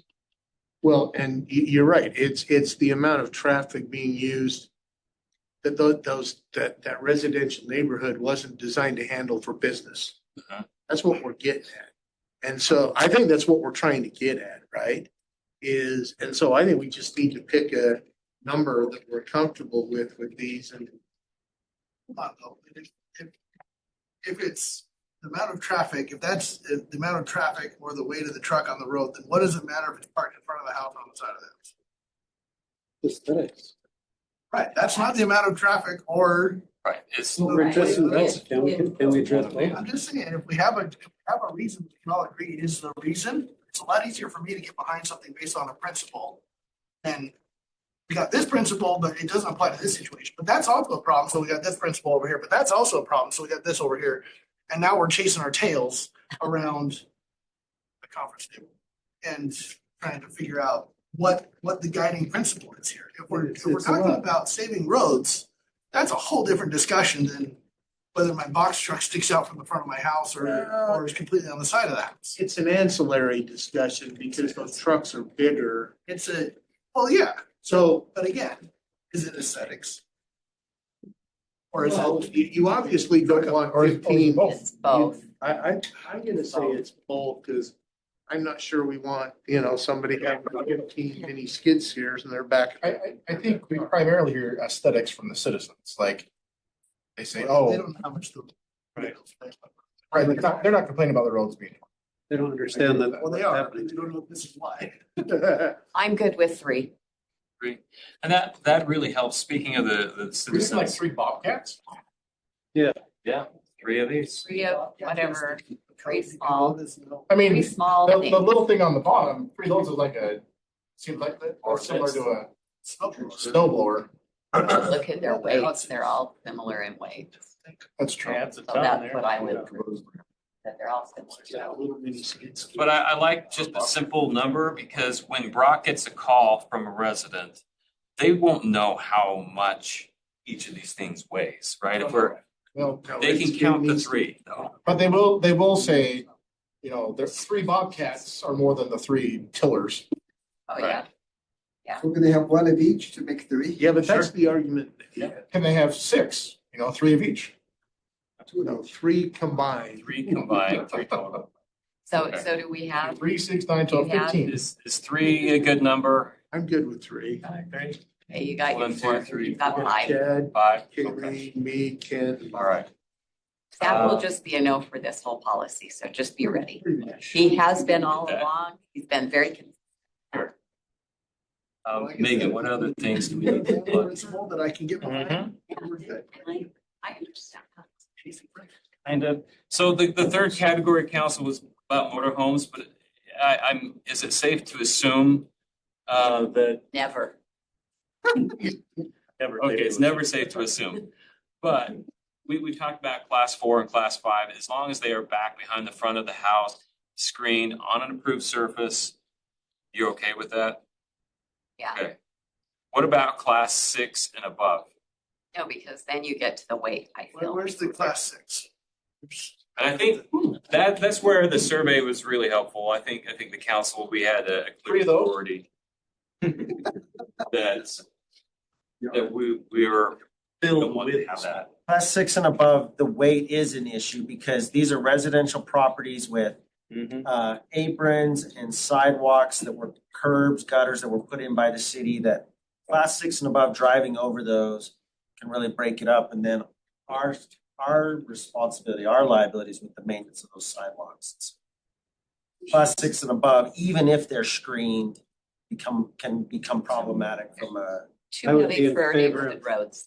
I'd be in favor of no class 6 at all. Yeah. In residential zones. Class 6 starts at 5 and below. Class 6 starts at And 19,000. the survey results kind of bear that out. These are standard truck. Okay. I believe we've got enough to draft a code. Do you have enough on the trailers? Yeah. Do you have, You just had the picture. can I ask a question that's in the same ballpark? Not the same thing. I've got a person in my neighborhood who has paved from the front sidewalk all the way to the back fence line in their yard. And they park at least 10 pickup trucks for their landscaping. How does code work with that? they'll be okay. We don't have anything currently against that. It's fully cemented. If they're landscape vehicles, then we rely on the home occupation standards where you're allowed one vehicle, one trailer for your business. The rest have to go. We've been doing that for years, and that's at this point what we continue to use. So they're not within code. No. But now, if you've got a guy that has 10 trucks with no advertising and or anything on the side, then it becomes, how do we prove they're used, for business as opposed to person? That's my That might be issue right there is so if you put a magnet on the side of your truck when you leave to go do your business, but you come home and park it, you take the magnet off, now it's okay. But if you forget and you leave the magnet on, now you've got a problem. You're right. I don't know if That it's is okay, a though. huge red flag problem. Yeah, I mean, if you've got 10 trucks and, we can show any type of evidence that they're used for a business. Trust me, I've got residents that have outdoor cameras pointed at other neighbors' homes to catch the proof they want. Too much time on their damn hands. So that's what the code is. We enforce it best we can, with that in mind. Okay, thank you, council. Appreciate your feedback. Council, did you want to have this draft code come back to a committee of the whole or just want to Yes. advance it? Yes. Yes, Okay. but I have a question on a semi with just the truck part. Where does that fall? Like, if it doesn't have the trailer attached, what That's is it? currently allowed. I know, so will it be allowed? There's There there would be a certain. It just says a semi tractor. Oh, the cab. The problem is they let that camel into the tent a long time ago. And it's become And in fact, that was in the parking ordinance we just updated is that allows the semis to be parked. if you want to prohibit it, it would just be an enforcement issue for Brock and people that have been doing it for 20 years. Brock wouldn't mind that. But to me, the reason I'm opposed to 6 on up is the weight. When I don't know how much the front part of a semi is. There is an exception in the code for that. About 25,000. So why are we allowing that? It's a council. Well, I think we shouldn't allow that. Are there Is 3 there- others is- that yeah, feel the 3 that way? others. Because if I'm saying class 6 and above because of weight and the semi thing weighs as much or more, then I don't think we should be allowing that either, because that's. I wondered when we did with the parking ordinance, where that exception came from and why. It's been in there since. And it was 20 plus years ago. 2001. So we got 2 council members that want to put that in the code. Anybody else? I'm okay with, Right now, will you go show class 5, Megan? Class 6, if you'll notice, goes to 3 axle. Class 5 and 4 are still 2 axle. That is a distinction as well, right? Class 6, you start to get to more than 2 axle vehicles. The cab of a semi truck is more than 2 axles. It's 3, isn't it? Yeah. Usually. I mean, to me, I just don't think we should allow that if we're not allowing these. If I can't get 2 more that feel that way. you know what, here's where if we're trying to save asphalt, one of the reasons. And semis happen to be wider, they'd be harder to park on the side of your car, on the side. I'm okay with taking out that exclusion or taking out that exception. Because the worst thing that would happen is we enforce it for a while and see where it went. If we had to put it back in for some reason, we can, but I'm okay pulling it out right now. There's 3. That's 3. Bob or Chad, willing to? That semi-truck. Semi-tractors. We know how, so we kept it in. Is it something we're seeing really prevalent in the city? Around. We see It does happen. You're gonna upset a few people. by a whole lot. I would want to see more. That's something we've allowed for 20 years like that. Then it is weird that I'd like to get a little more information or take it. It's like there's not Okay. work. I'm the same as Bob. I want more information. I worry we're doing a lot for two issues. Brock, do we have like a database of information of like businesses who have these vehicles licensed to that business? That's something we can do. We don't have access to DMV records, so we'd be relying on the business to provide us with all of their vehicles. So I'm just thinking that once this is passed and there's an X number of businesses that are going to be affected by this, we should let them know, right? And the first visit shouldn't be, hey, can't do that. Rules change. Yeah, well, I've been doing it for 15 years. Yeah, you can't do it anymore. we could develop something, that when we go out on these for the first time, we can give them a notice to say, hey, just FYI. And then, because we can track how many times and what cases we have by address. So the officer could look at it the next time and go, okay, they did receive the notice. I mean, we could work that out. That's what I said. That's just what I'm saying. Is once this is solidified and goes through, we need to give the people who are affected by this some grace period to go find somewhere else to park their whatevers, right? Like go find a parking lot at Walmart. Or the ability to come to council and explain why it's important that they keep. I'm gonna throw out a goofy suggestion, but we're working on the survey. Would this be one of the survey questions du jour? On specifically on semis? You mean the citywide survey? Yeah, the citywide survey. And we don't address the semis because they're in. It's on the web. Oh, shut up, Siri. Questions to your specific. Siri thinks I'm talking to her. But would that be something that we could do?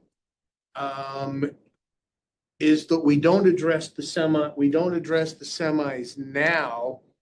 It's still an exception in the code, but one of the things that we survey is how big of a problem is semis parked in the neighborhood, those kind of things, and ask a couple of questions in the survey and then go from there. I just think it's too narrow of a problem to put into the survey. Well, and that's why I'm asking. I think it's one of those things that's a big problem for a small amount of people.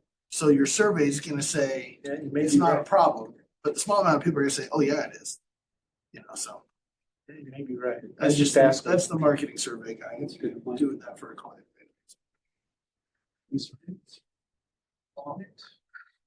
Well, we will put the draft together and bring it back to the future committee. Thank you. Appreciate it. So I'm going to ask another dumb question before you go. Does this policy address shipping containers used for sheds? Okay, as long as it doesn't address it, we're okay. Not where we started. That's where we start. About scope creep, right?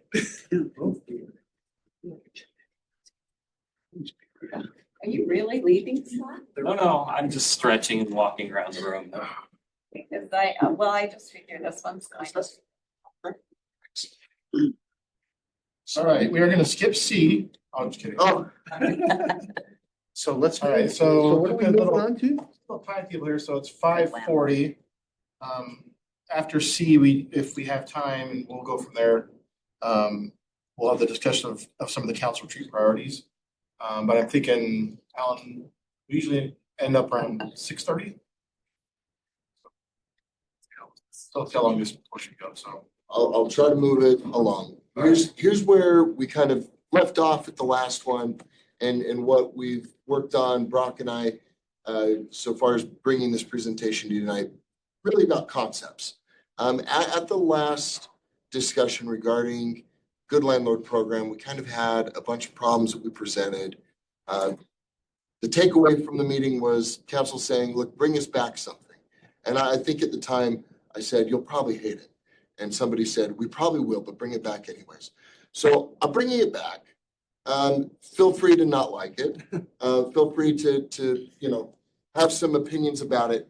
We've got a few different things that are addressed in the presentation that was stuck in the materials, which is addressing standard rental property license, good landlord program, and also short-term rentals. Short-term rentals is added completely new. Presently, the city doesn't allow them, even though we have a bunch of them operating in the city. The highlights kind of the good land. The city doesn't allow them, the city doesn't address them. The city doesn't address them. By not addressing them, yeah, we don't have a permitting system or otherwise. Thank you, Mayor. Good landlord program that we've brought to you in the proposal tonight has a few features that I think are worthy of highlighting. Success of the program. We talked about it last time. How are we measuring whether the program is a success or not? We're measuring that by a lack of code or law enforcement involvement. If the weeds are kept under control, if there's no loud parties, if there's tires that aren't being stored on the property, if there's no commercial vehicles being run up and down the road, then we're gonna not have any problems. So long as they're not a problem, everybody should be happy. We're gonna keep their licensing fees very low and encourage them to keep operating in the city because they're operating as a good landlord and operating as a good neighbor. Significant reduction in license due to reduction in need for city involvement. We're not involved, law enforcement's not involved, code enforcement's not involved. There's not a commitment of personnel that's being dedicated to the property. We're not having to abate, we're not having to do anything. Licensing fees should be as low as possible. Active inspection cycle for revocation for non-compliance. We want to make sure that we're actively getting code enforcement or somebody out to just check on them, make sure that the licensing's up to date, make sure that the practices are up to date, make sure that the parking's being addressed, make sure that there's other things as well, which parking and maintenance and non-discrimination and some of these other principles can be addressed in our program agreement. So failure to honor the program agreement will be grounds to remove from the program. We had a program agreement probably about 10 years ago. Some personnel changed, the document got lost. We haven't been using one for the past few years. We've got a draft that we're going to start using again to address some of these other things. The code currently addresses it and calls for it. The last thing is landscaping. So landscaping and parking, I put on that one, but landscaping can be addressed as well through our agreement for the good landlord program. I think one of the things that Brock and I discussed is that if you're driving up and down the residential neighborhood, the idea is that the landlord needs to make sure that the home's kept in a situation that where if you were driving down the street, you wouldn't say, that's clearly a rental property because it requires no landscaping. It's been xeriscaped. It shouldn't blend in with the aesthetics of the neighborhood and the community. Without there being a bunch of cars parked on the road, without there being a lot of other telltale signs. I'm sorry if I'm just gonna blitz through it and then we can talk about it if there's questions and things. Highlights of the short-term rental program, not restricted to owner-occupied properties, it's unlawful. Parking must be on site, no street parking allowed. Notice is required to be given to neighbors along with contact information. What do you mean by not restricted to owner occupied? Yeah, so there have been other municipalities that have tried to put in a program that have said, if you're gonna have a short-term rental property, the owner must live in the home. So you can rent out your basement as a short-term rental. But yeah, if you're not living, if you, the owner's not living on site, you can't use your home as a short-term rental. It's not a system that the courts have upheld. It doesn't work. We wouldn't. So what you're propose saying anything. is that a rental property, if I were a renter. Yeah.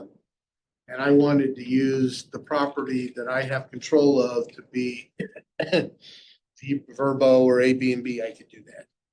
As well, I would say no, because actually the a leasehold estate of that property wouldn't qualify for the program. The way that we've proposed it to you is that only the homeowner would be able to apply for a short-term rental license. It doesn't need to be owner occupied, only the homeowner can do that. Correct. The notice requirements, I think actually a little bit interesting.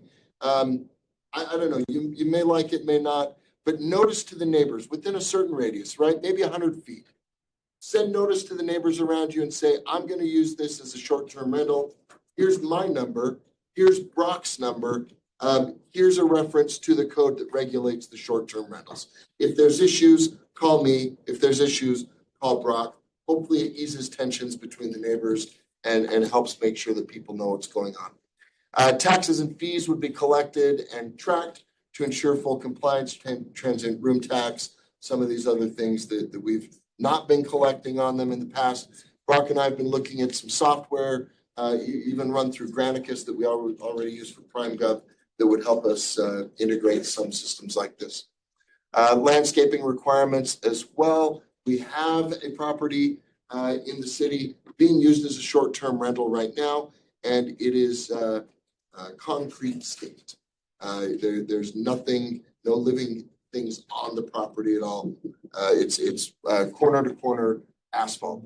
So wait, is that different for an owner occupied house than it is for a short-term rental versus a rental versus anything else? We've had these conversations in here about what we would want that to be, right? And what makes sense. Obviously, there's a landscaping requirement for kind of new developments that are going in that we've got in code, where it's what I think 75% at maturity has to be covered by greenery, 50%. Thank you. But right now, yeah, we have homes in the city that are not new developments that could be, arguably hardscaped.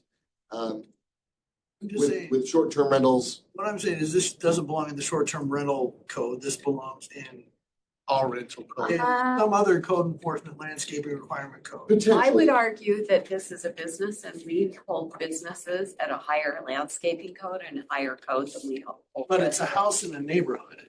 But they're running it as a business. Let's go back to the vehicles.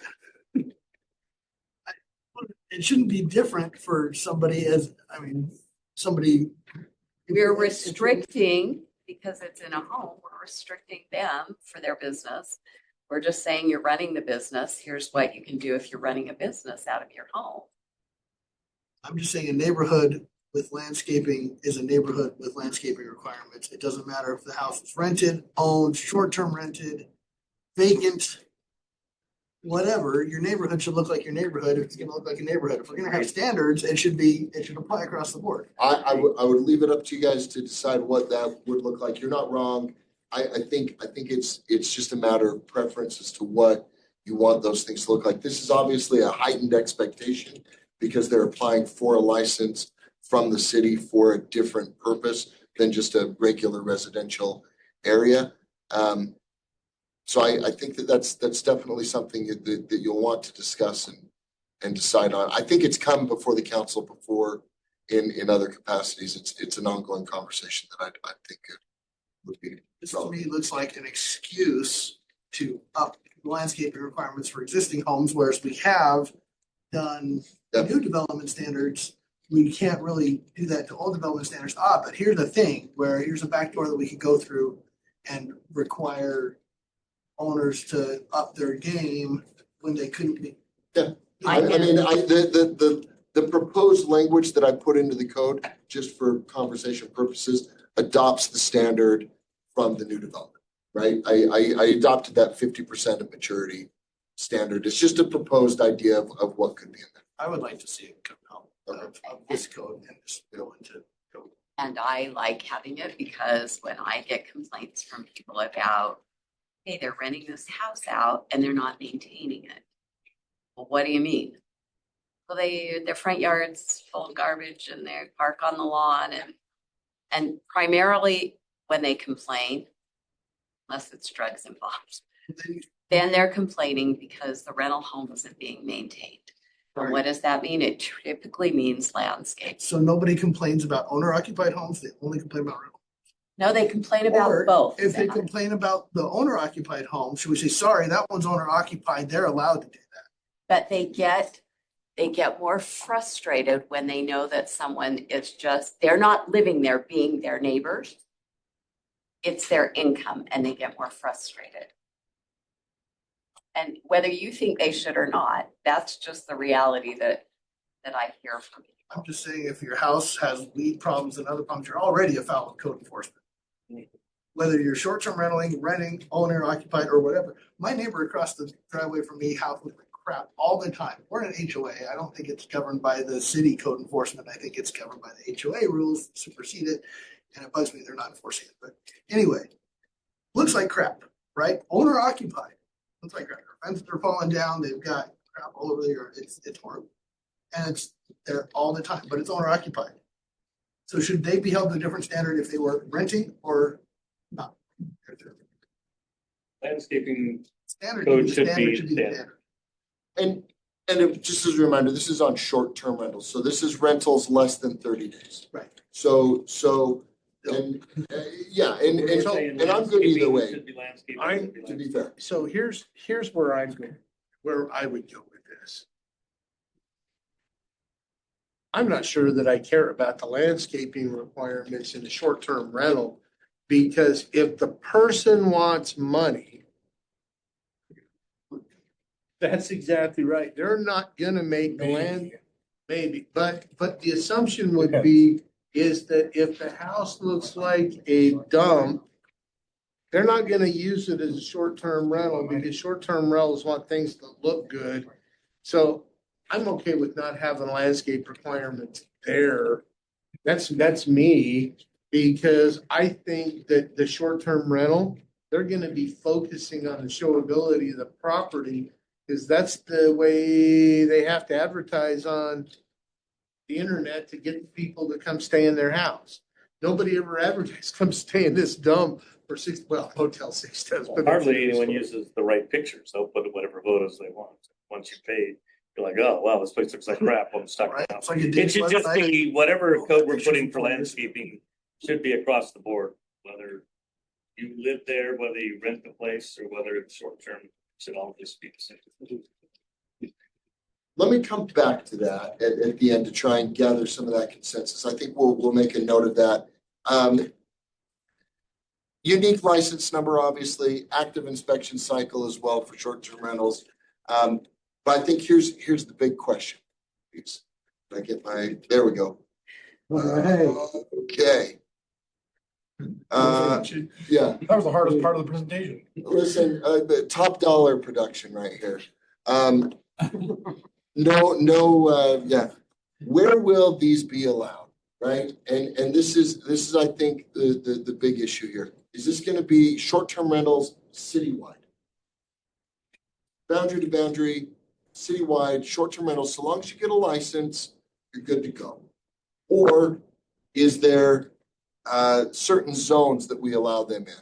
R2, PC, is R1 appropriate for the short-term rentals? Or is there another, type of, we want to, section the city off into sections and zones and only allow a certain number of short-term rentals within each section to minimize, the overall impact to each neighborhood? I think this is something that different cities have taken different approaches on. Sandy's taken this by neighborhood approach, limiting the number per neighborhood. Other cities have limited it by zone. Others have just completely hands off. And so I think the discussion with the limited time, maybe tonight before we try and get some other consensus issues, is just where do you think this should be, if at all, or how do we address that? I think it's hard to say is wherever you don't allow, people will just do it anyway until they're caught. And I feel that for me, it's the same as when we did the ADUs. I feel like fair for me to say, well, if you're in an R18 or an R16, you can, but if you're in this, you can't. I think more important is what you had, that if you've got a place for them to park, off-street parking, And I like that you have to give information about how you can get a hold of you if there's a big party going on, and Yep. how to get a hold of Brock and the side. As long as you have to do all those things, I think that is fair. I wouldn't feel good about limiting it to just this zone or that zone or this neighborhood or that neighborhood. As far as limiting, I don't think that we're at a point where we need to, maybe if it becomes a point where, we start having 10 and 15 homes in every subdivision doing short term, but I don't think that's going to happen because we're not I was Moab. about to say, that means we've done a good job getting this city where it needs to be. We're not Moab. live here. We don't have, what? He's not here, but once he gets me my Trader Joe's, my Costco, and my amusement park, then maybe I'll have to limit. I thought it was Costco. I'd like to ask everyone here a question, and that is, would it be completely unreasonable for the city to just prohibit short-term rentals in the name of we want to increase housing stock for, and address the problem of affordable housing? What do you do during the Olympics when people want to rent their homes, or because they know that for 2 weeks they could rent their home for, That would be considered a short-term rental. Yeah, it would. Yeah, it would be. But So nobody's that's what I'm gonna saying. call the city and say, hey, I want a business license for my 2 weeks for. during the Right. Olympics. That's the thing. If you outlaw them completely, you'll get what we have. Yep. You get them unlicensed, unregulated, going how it is, and that's why I think it has to be number one, because any of the other options, if it's allowed only in certain zones or some other kind of, only so many per neighborhood or whatever, any of those restrictions you put on it just means you're gonna have some you don't know about. Yeah. Now, you're gonna have some you don't know about anyway, but I think you get a greater compliance if you make it easier to comply. And if we Well, make and it then easier to when comply, Brock we gets can the collect. call, he has something to go back on. If he has nothing, he has nothing to go on. So I think we do need to, and that's a good point, but we have like over 9,000 units that are entitled that could be built. That's a bigger Like issue. 500 of them could be built tomorrow if That's they for wanted sure to a come bigger in. issue. So How are we currently finding these? Are we actively? Well, sometimes Go on verbal and put West Jordan. Sometimes certain people might go on Verbo and just That put seems in like- West Jordan and see what's out there. But code enforcement's not allowed to do that, right? Well, it's not the sole evidence that can be used according to state law right now. There's a bill pending, House Bill 256, that's pending right now. Might be updating some of these particular regulations from the state level. We're watching it closely. We'd make sure that this obviously is in compliance with whatever's there. But it's upping our ability to enforce and monitor these types of things. There's also some software that will help us do some of that as well. I think there's about 180, 250, how many? 260 units in the city of West Jordan right now that are short-term rentals. Might that go up if it's, licensable and things? It might, yeah. I mean, and if we get even, 3/4 of those numbers to come in and license and agree to the program and stuff, I think that'd be a big success that would help us along the way. This is a corollary. 7% of pets are currently licensed in West Jordan. Just saying. so What percentage of ducks and chickens? Goats. 85% of all statistics are accurate, so. No, Yeah. I lean towards number one. But I think the fundamental philosophy here, and I think where Kent was going, I'm gonna put words in your mouth. The problem is that for every short-term rental that we allow, it pulls a regular house for a regular person to buy a house in a housing crisis. Because the short-term rental is basically a hotel. Well, ideally, that's true. But I would say in practice, it's not true. Whether you allow it or not, property owners can do the property. Probably, which is probably true. Unless there's better enforcement. But I think that where I would go with this is do number one, watch what occurs.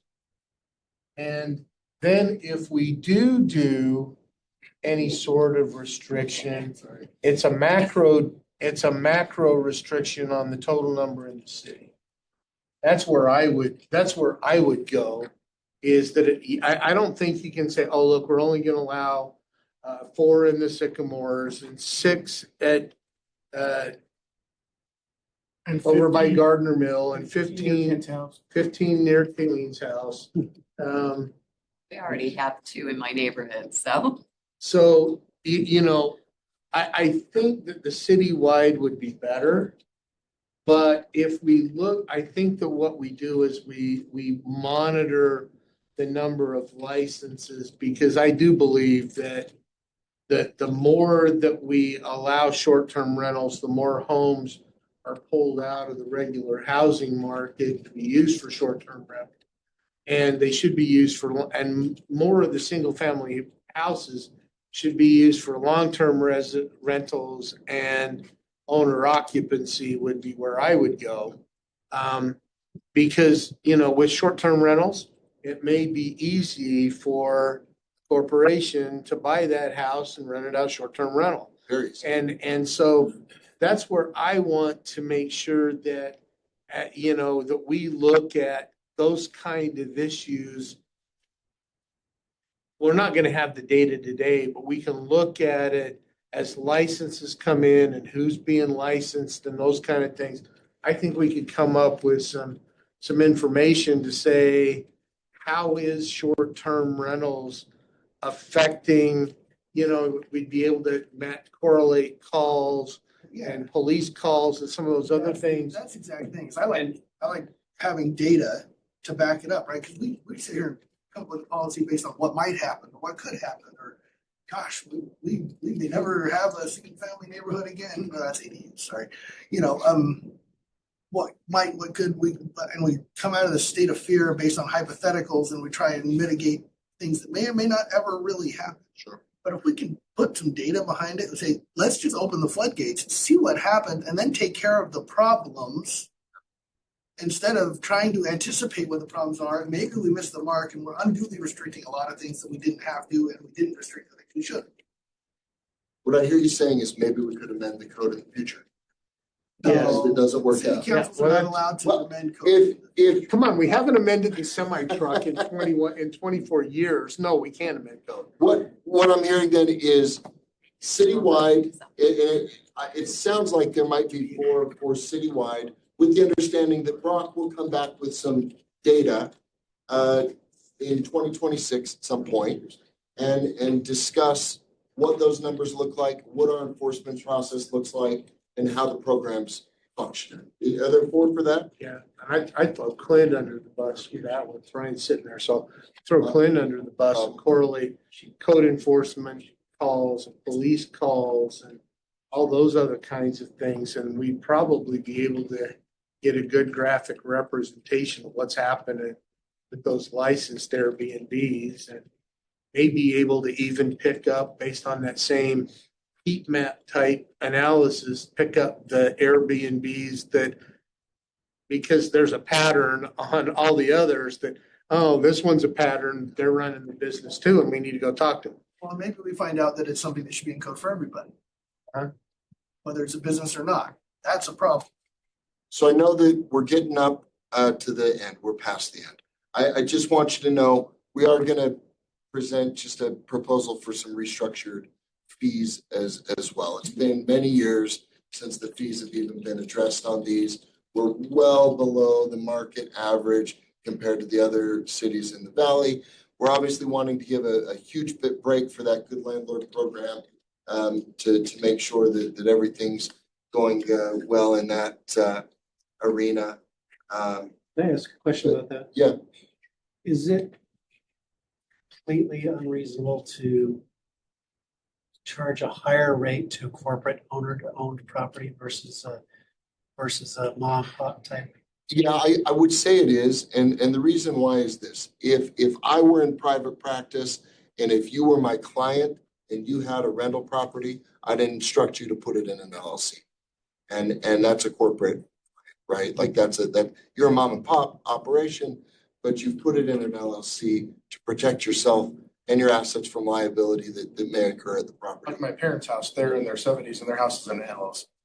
Yeah. I mean, I think that's where it gets hard is just, Could it be addressed like with the numbers of units? I don't, Norville. You know how easy it is to create a Yeah, new LLC? That's true. Yeah. it would be really, really hard. It would put us in a position where we'd have to dig into the affairs of mom and pop and into businesses more than I think the city should probably be involved. And Councilman Shelton, if I'm reading into your question a little bit, your concern is the American Homes for Rent types where they are wholesale buying up neighborhoods and changing the dynamics of our communities in big ways, more than just the person that happens to own a home and rents it out. For sure. We've debated that a lot, but that is very, very hard to target a program to restrict them or eliminate them or disincentivize them because of the structure of their ownership or their. We just rely more on mobs to just go. I think it comes back So- to the same thing, right? You're saying you were gonna charge someone $375 unless they come in and be part of the good landlord program, then we're only gonna charge them $50. That Yeah. year. Yeah. I would say it should be 75. I think that's still a walk uphill. I was thinking 100. Why? Because What is 20? We need to what bring does in- 25 bucks do? what is 20 over several properties gives Brock another half-time employee, maybe? If I may respond to that, we want to collect enough in good landlord fees to have the resources to have an employee to administer the program. We thought $50 per door may get us there. If it doesn't, you're right, $75 per gonna door get may you get us there. there.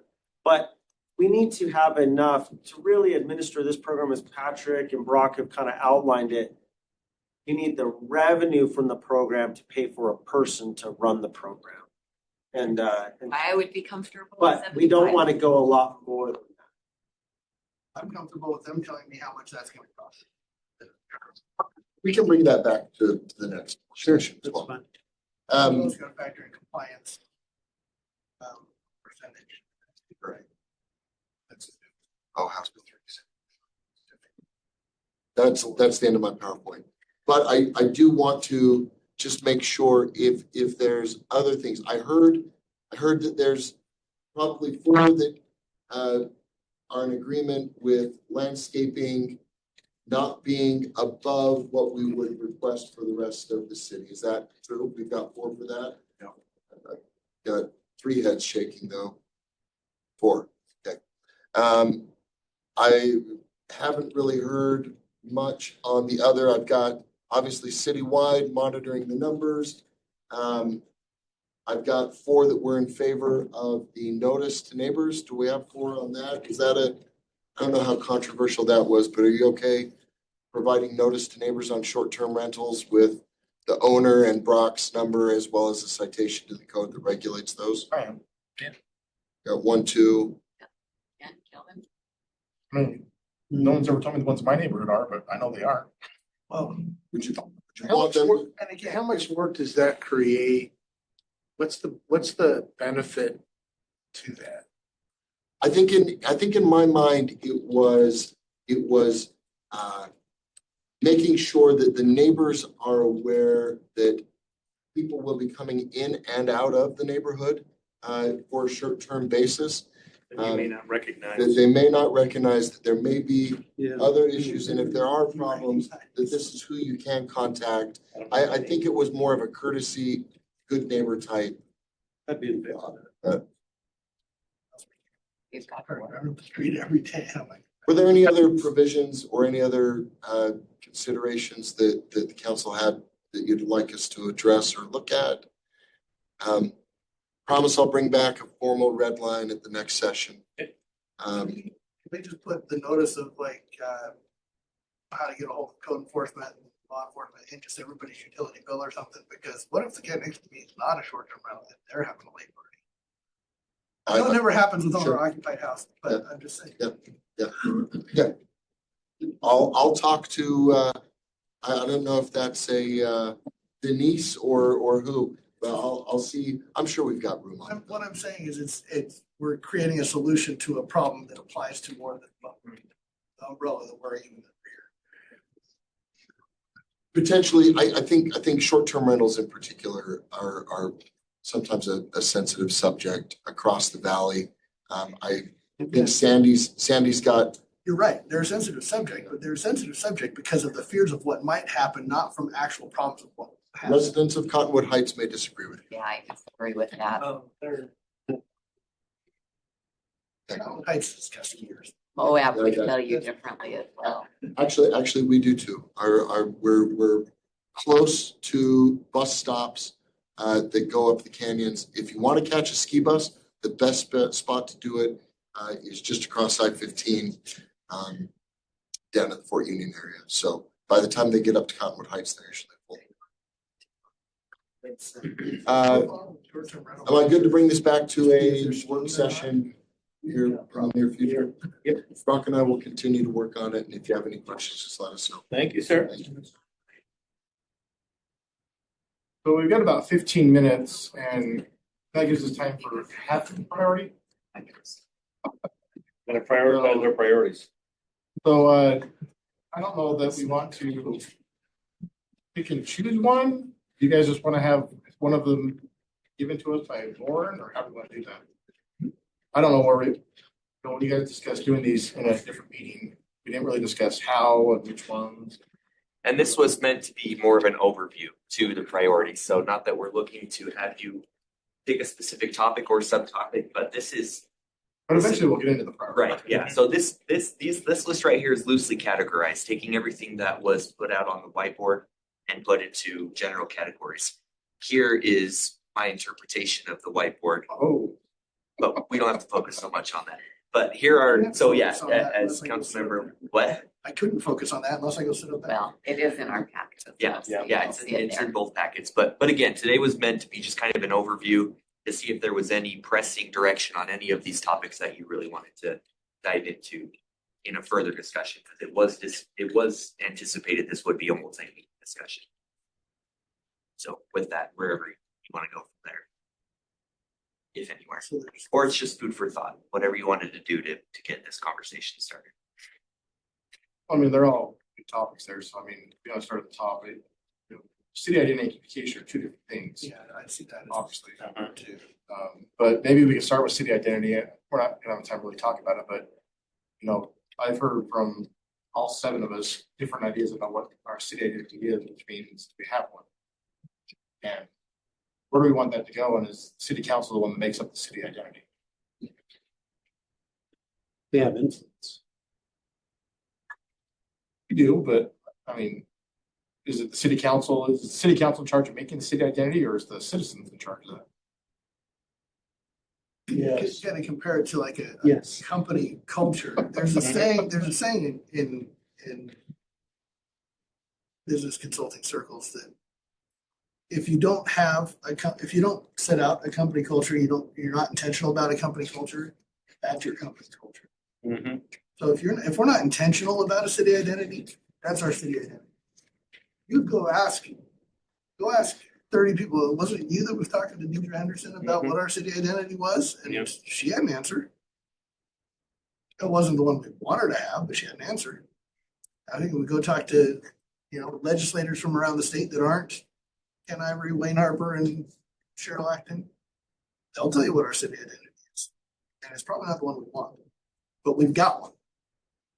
So I think if we don't focus on it, if we don't try to intentionally create something as the governing body of the city, then we'll have the one that gets assigned to us, like it or not. And we probably. And I should clarify, this is in no particular order. Right. I know we were starting at the top, but no, it was just summarized and thrown up there. So. City identity and city communication on 2 different lines. I had that specified, so we'll separate those two. I think the communication element was twofold. It was communication both from the mayor's department to city council and communication to residents. So that was a broad topic. So that can be broken down into two different things. So my thought. That ties into city identity. But we're going to be going into budget year quicker than we want to get there. Are there any things on here like public facilities, amenities, rodeo arena, those kind of things that, and there are a couple of things that I don't think we can afford to skip another year. Asphalt quality's on here. Asphalt. But particularly I'm talking about maybe even some things at the rodeo arena, bleachers, those kind of things. I think we need to at least go down that road and talk about some of those priorities because I think our city identity is tied to some of those particular things. And I don't want to go another budget season with us ignoring a couple of those things that we've talked about before. Well, one of the things on here that is highly impactful to the budget is the utility transfer is one of the topics that is listed. And then updates to the rodeo stands is there. Also the ice rink, possible expo center. There are a lot of suburb streets repainting. There are a lot of things on our list that are budget related. I got to back up my Brian. So asphalt.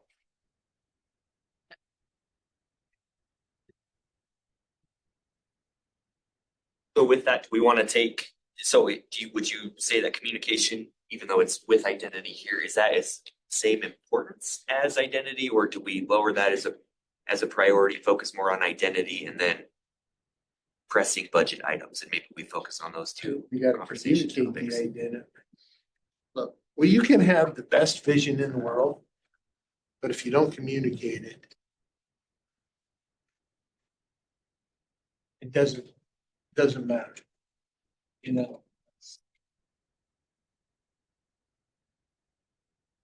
Martin Luther King didn't stand on he stood on the steps of the Lincoln Memorial and gave a visionary speech to tell everybody where the vision's going, and everybody saw that. If we don't do the same types of things to communicate the vision, then there is no vision because we haven't communicated. There's a vision, it's just not what we like. Yeah, well, and without communicating the vision we want, they will make the vision that they want. There's 120,000 different versions of it. Yep. So I think the city identity, the communications is Right there with it, there definitely is an element to communicating identity.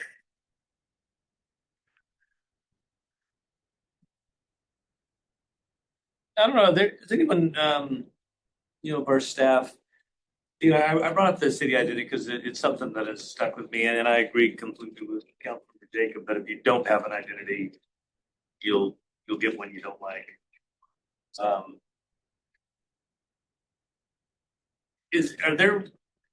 There's got to be,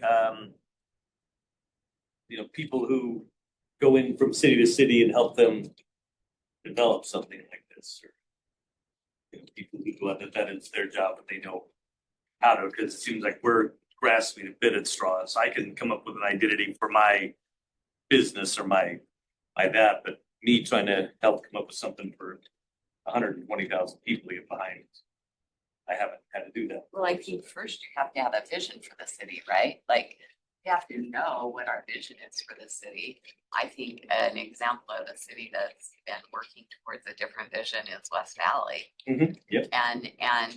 And that was a very long term, but a council at some point sat down and came up with a vision of what they wanted to see. And then they work towards that. And I think that's something that's been missing in our city is we don't really have, what do we want? We know what we don't want them to say about our city, right? But what do we want them to say about our city?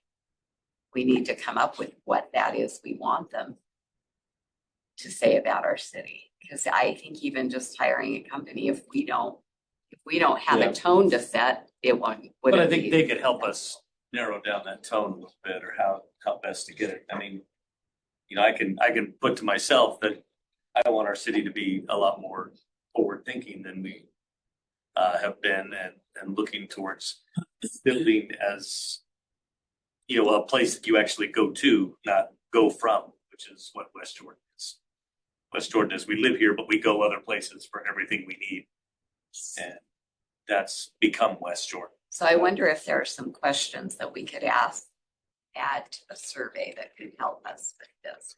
That's what I'm wondering if. I think there are, and maybe the analytics company could suggest a few. Like on the communication side, I would like to, I mean, it might be interesting if we as city council were out at places and we're just asking people, on little cameras or whatever, what would you like to see for the city? What is the vision? And we put together a little video that then goes on the West Jordan social media, and that we want more responses like this. Put your responses to this. Obviously, we're going to get a lot of. Read my lips, no new taxes. Yeah, we'll get a lot of all of this kind of stuff, but we'll also start seeing the people who get the idea that we need something. What is that vision going to be? And what is an identity, and how does it come to that? I mean, that's just one thing I'm thinking of, where we can use communication and try to do it and show that we're actively trying to see what this identity is going to be. And that's something that could be interesting to do, and really shows where the communication side of it comes to. But It's probably going to be a long, difficult thing, because I would venture to say at this table, we probably have, Mhm. what do we have? Eight visions of the city for 8 people that are sitting at this table. Count Adam. He just barely walked in, he's not at the table, but yeah. and that's 100% the truth, and that's why I think maybe it's been so hard that people just kick that can down the road, and that's why I said what I did at the last meeting we had. We can't just keep saying that takes time. That takes too much time. And it takes however long it takes. It has to start at some point, and if you never start, then it didn't take any time. So with all of the things that we came up with, would it be beneficial for us to spend some time in a future meeting prioritizing what we do want to work on? Because the list is very long. It's in our packet, and we can sit around this table and talk about all of them. But the reality is, we don't have enough time to come up with getting it right on all of them, and staff doesn't have enough time to help us. So maybe the next time we meet with this topic, which is our next work session, is that we just go through and prioritize what is our priority, getting the rodeo grounds upgraded, or is it an identity, or is it, maybe we could come to a consensus of 2 or 3 items that we want to talk How much of that, sorry, council member, how much of that would you prefer happen in this meeting, and how much would you be okay with happening on a slide, an offline survey of sorts, like you've already done with us? So that we get that impact, we get that ratings. those are very independently, we can helpful bring to that make and our then- time here more then hash beneficial. it out. I'm good with that. Maybe something that might be helpful for this meeting for the next 7 or so minutes, 5 minutes, might be just look at this list and see if there's any that can be, we saw city identity communication probably ought to be broken out into 2. Is there any that can be grouped, or some things in here that might fall under something else, like just civic events and celebrations? Kind of go toward a city identity. And that I agree. Or economic development, is that, there's some of these that kind of maybe go together. Public facilities and amenities probably goes with aesthetics. Right? At least a little bit. I'm just shooting from the hip here, But the public facilities, amenities and aesthetics may be part of the city identity. I think it's all part of the city identity. I think most of this is actually part of city identity. But I would say if there was one thing that we needed to work on, then this is just my opinion. I think the number one priority is to articulate what we want the city to be and what our mission. I don't think we've articulated that. And then so it goes back to a discussion that we had an hour ago. Are we doing this for aesthetics? Or are we doing this for the weight on the road? What we need to do is have some values, some guiding principles. What does the vision need to look like? And then when we make some of these decisions about events, funding, everything says the vision drives this. And if we have discussions on policy, how does that coincide with our vision? And let the vision help define that and provide the bumpers and the boundaries. So I would really, if I were to say anything, I'd like to go with the vision first. And back in the archive, if David Pack was here, he'd tell me. When I was on the planning commission, we made a committee of one or two, I think there was 2 planning commission members, 2 council members, staff liaison or 2, to come up with a mission statement or a vision statement for the city. We did. Council adopted it, put it in the front of the general plan. Right after the last general plan. 10 years ago. Yeah, well, I was on the planning commission. It was actually probably 11 years ago, maybe 12. But yeah, it was a while back. Scott. And we hashed out a lot of wording, and we had a lot of back and forth. We met 2 or 3 times and kind of hashed out 2-sentence, 3-sentence vision statement. And really, it was kind of lame and didn't provide a lot of specifics. But I think the process was about right. We put a little subcommittee together to come up with a vision statement that we can then all kind of tear apart and rip into it and better one after they're done. Oh, sorry, to say that out. You know what I mean? But have a process in place to say, hey, let's make it. Come up with something. What does it include? You know, I mean, it's the general plan, but it's not the general plan. It's the general plan redux, right? Boiled down to its essence, and what is it actually striving towards? Out of the details and into the. I'm okay with that. Because it comes down into the business world. It's the why you do what you do as a business is always more important than what you do as a business. Yep. And so figuring that out for the city, why West Jordan. Or what we want to do with an identity is create a pride with the city. And with that pride, that's going to starts to take care of a lot of the things we're having problems with. You know, some of the look and feel of the city and stuff like that. So if we can do that, come up with that vision, I'm all for the right to it. Maybe it's a vision statement. Maybe the council needs a mission statement. You know, what are our overarching goals, right? Save taxpayer money, be more efficient with government, improve the overall perception of the city, whatever, you know. Are we already doing that? I don't know. Are We put it don't into a have it written statement, down. they can. So We put it on the wall in here. I know we don't have it right now, but we're doing that. Put it on the wall in Alan's office. He's right. We don't have an articulated vision. Oh, hold on. That vision that he just said, that's what all city councils do. That's just generic. Well, he just threw it out there. I know, I'm just saying. We can come up I with don't I'm like, come on. Like everything you said, I'm like, well, that's what we all do. And Eileen's done it for 8 years. You've done it for more. And I'm just saying, if we're gonna have a vision, let's articulate a vision. Yeah, that's what I'm saying. Let's get a couple people that hammer something out and bring it to the group. We should have one rated. Well, Warren, I'm okay if you send out some kind of a survey or something to narrow As down. far as ranking what priorities. you've got. Yeah, and we can discuss this more in leadership, but hearing a lot about establishing a vision, potentially a mission for the council, and then otherwise potentially a subcommittee for mission and vision, and then we'll figure out the why, and then we'll figure out the what. Yep. Okay. Clear as mud. I can end it early, right?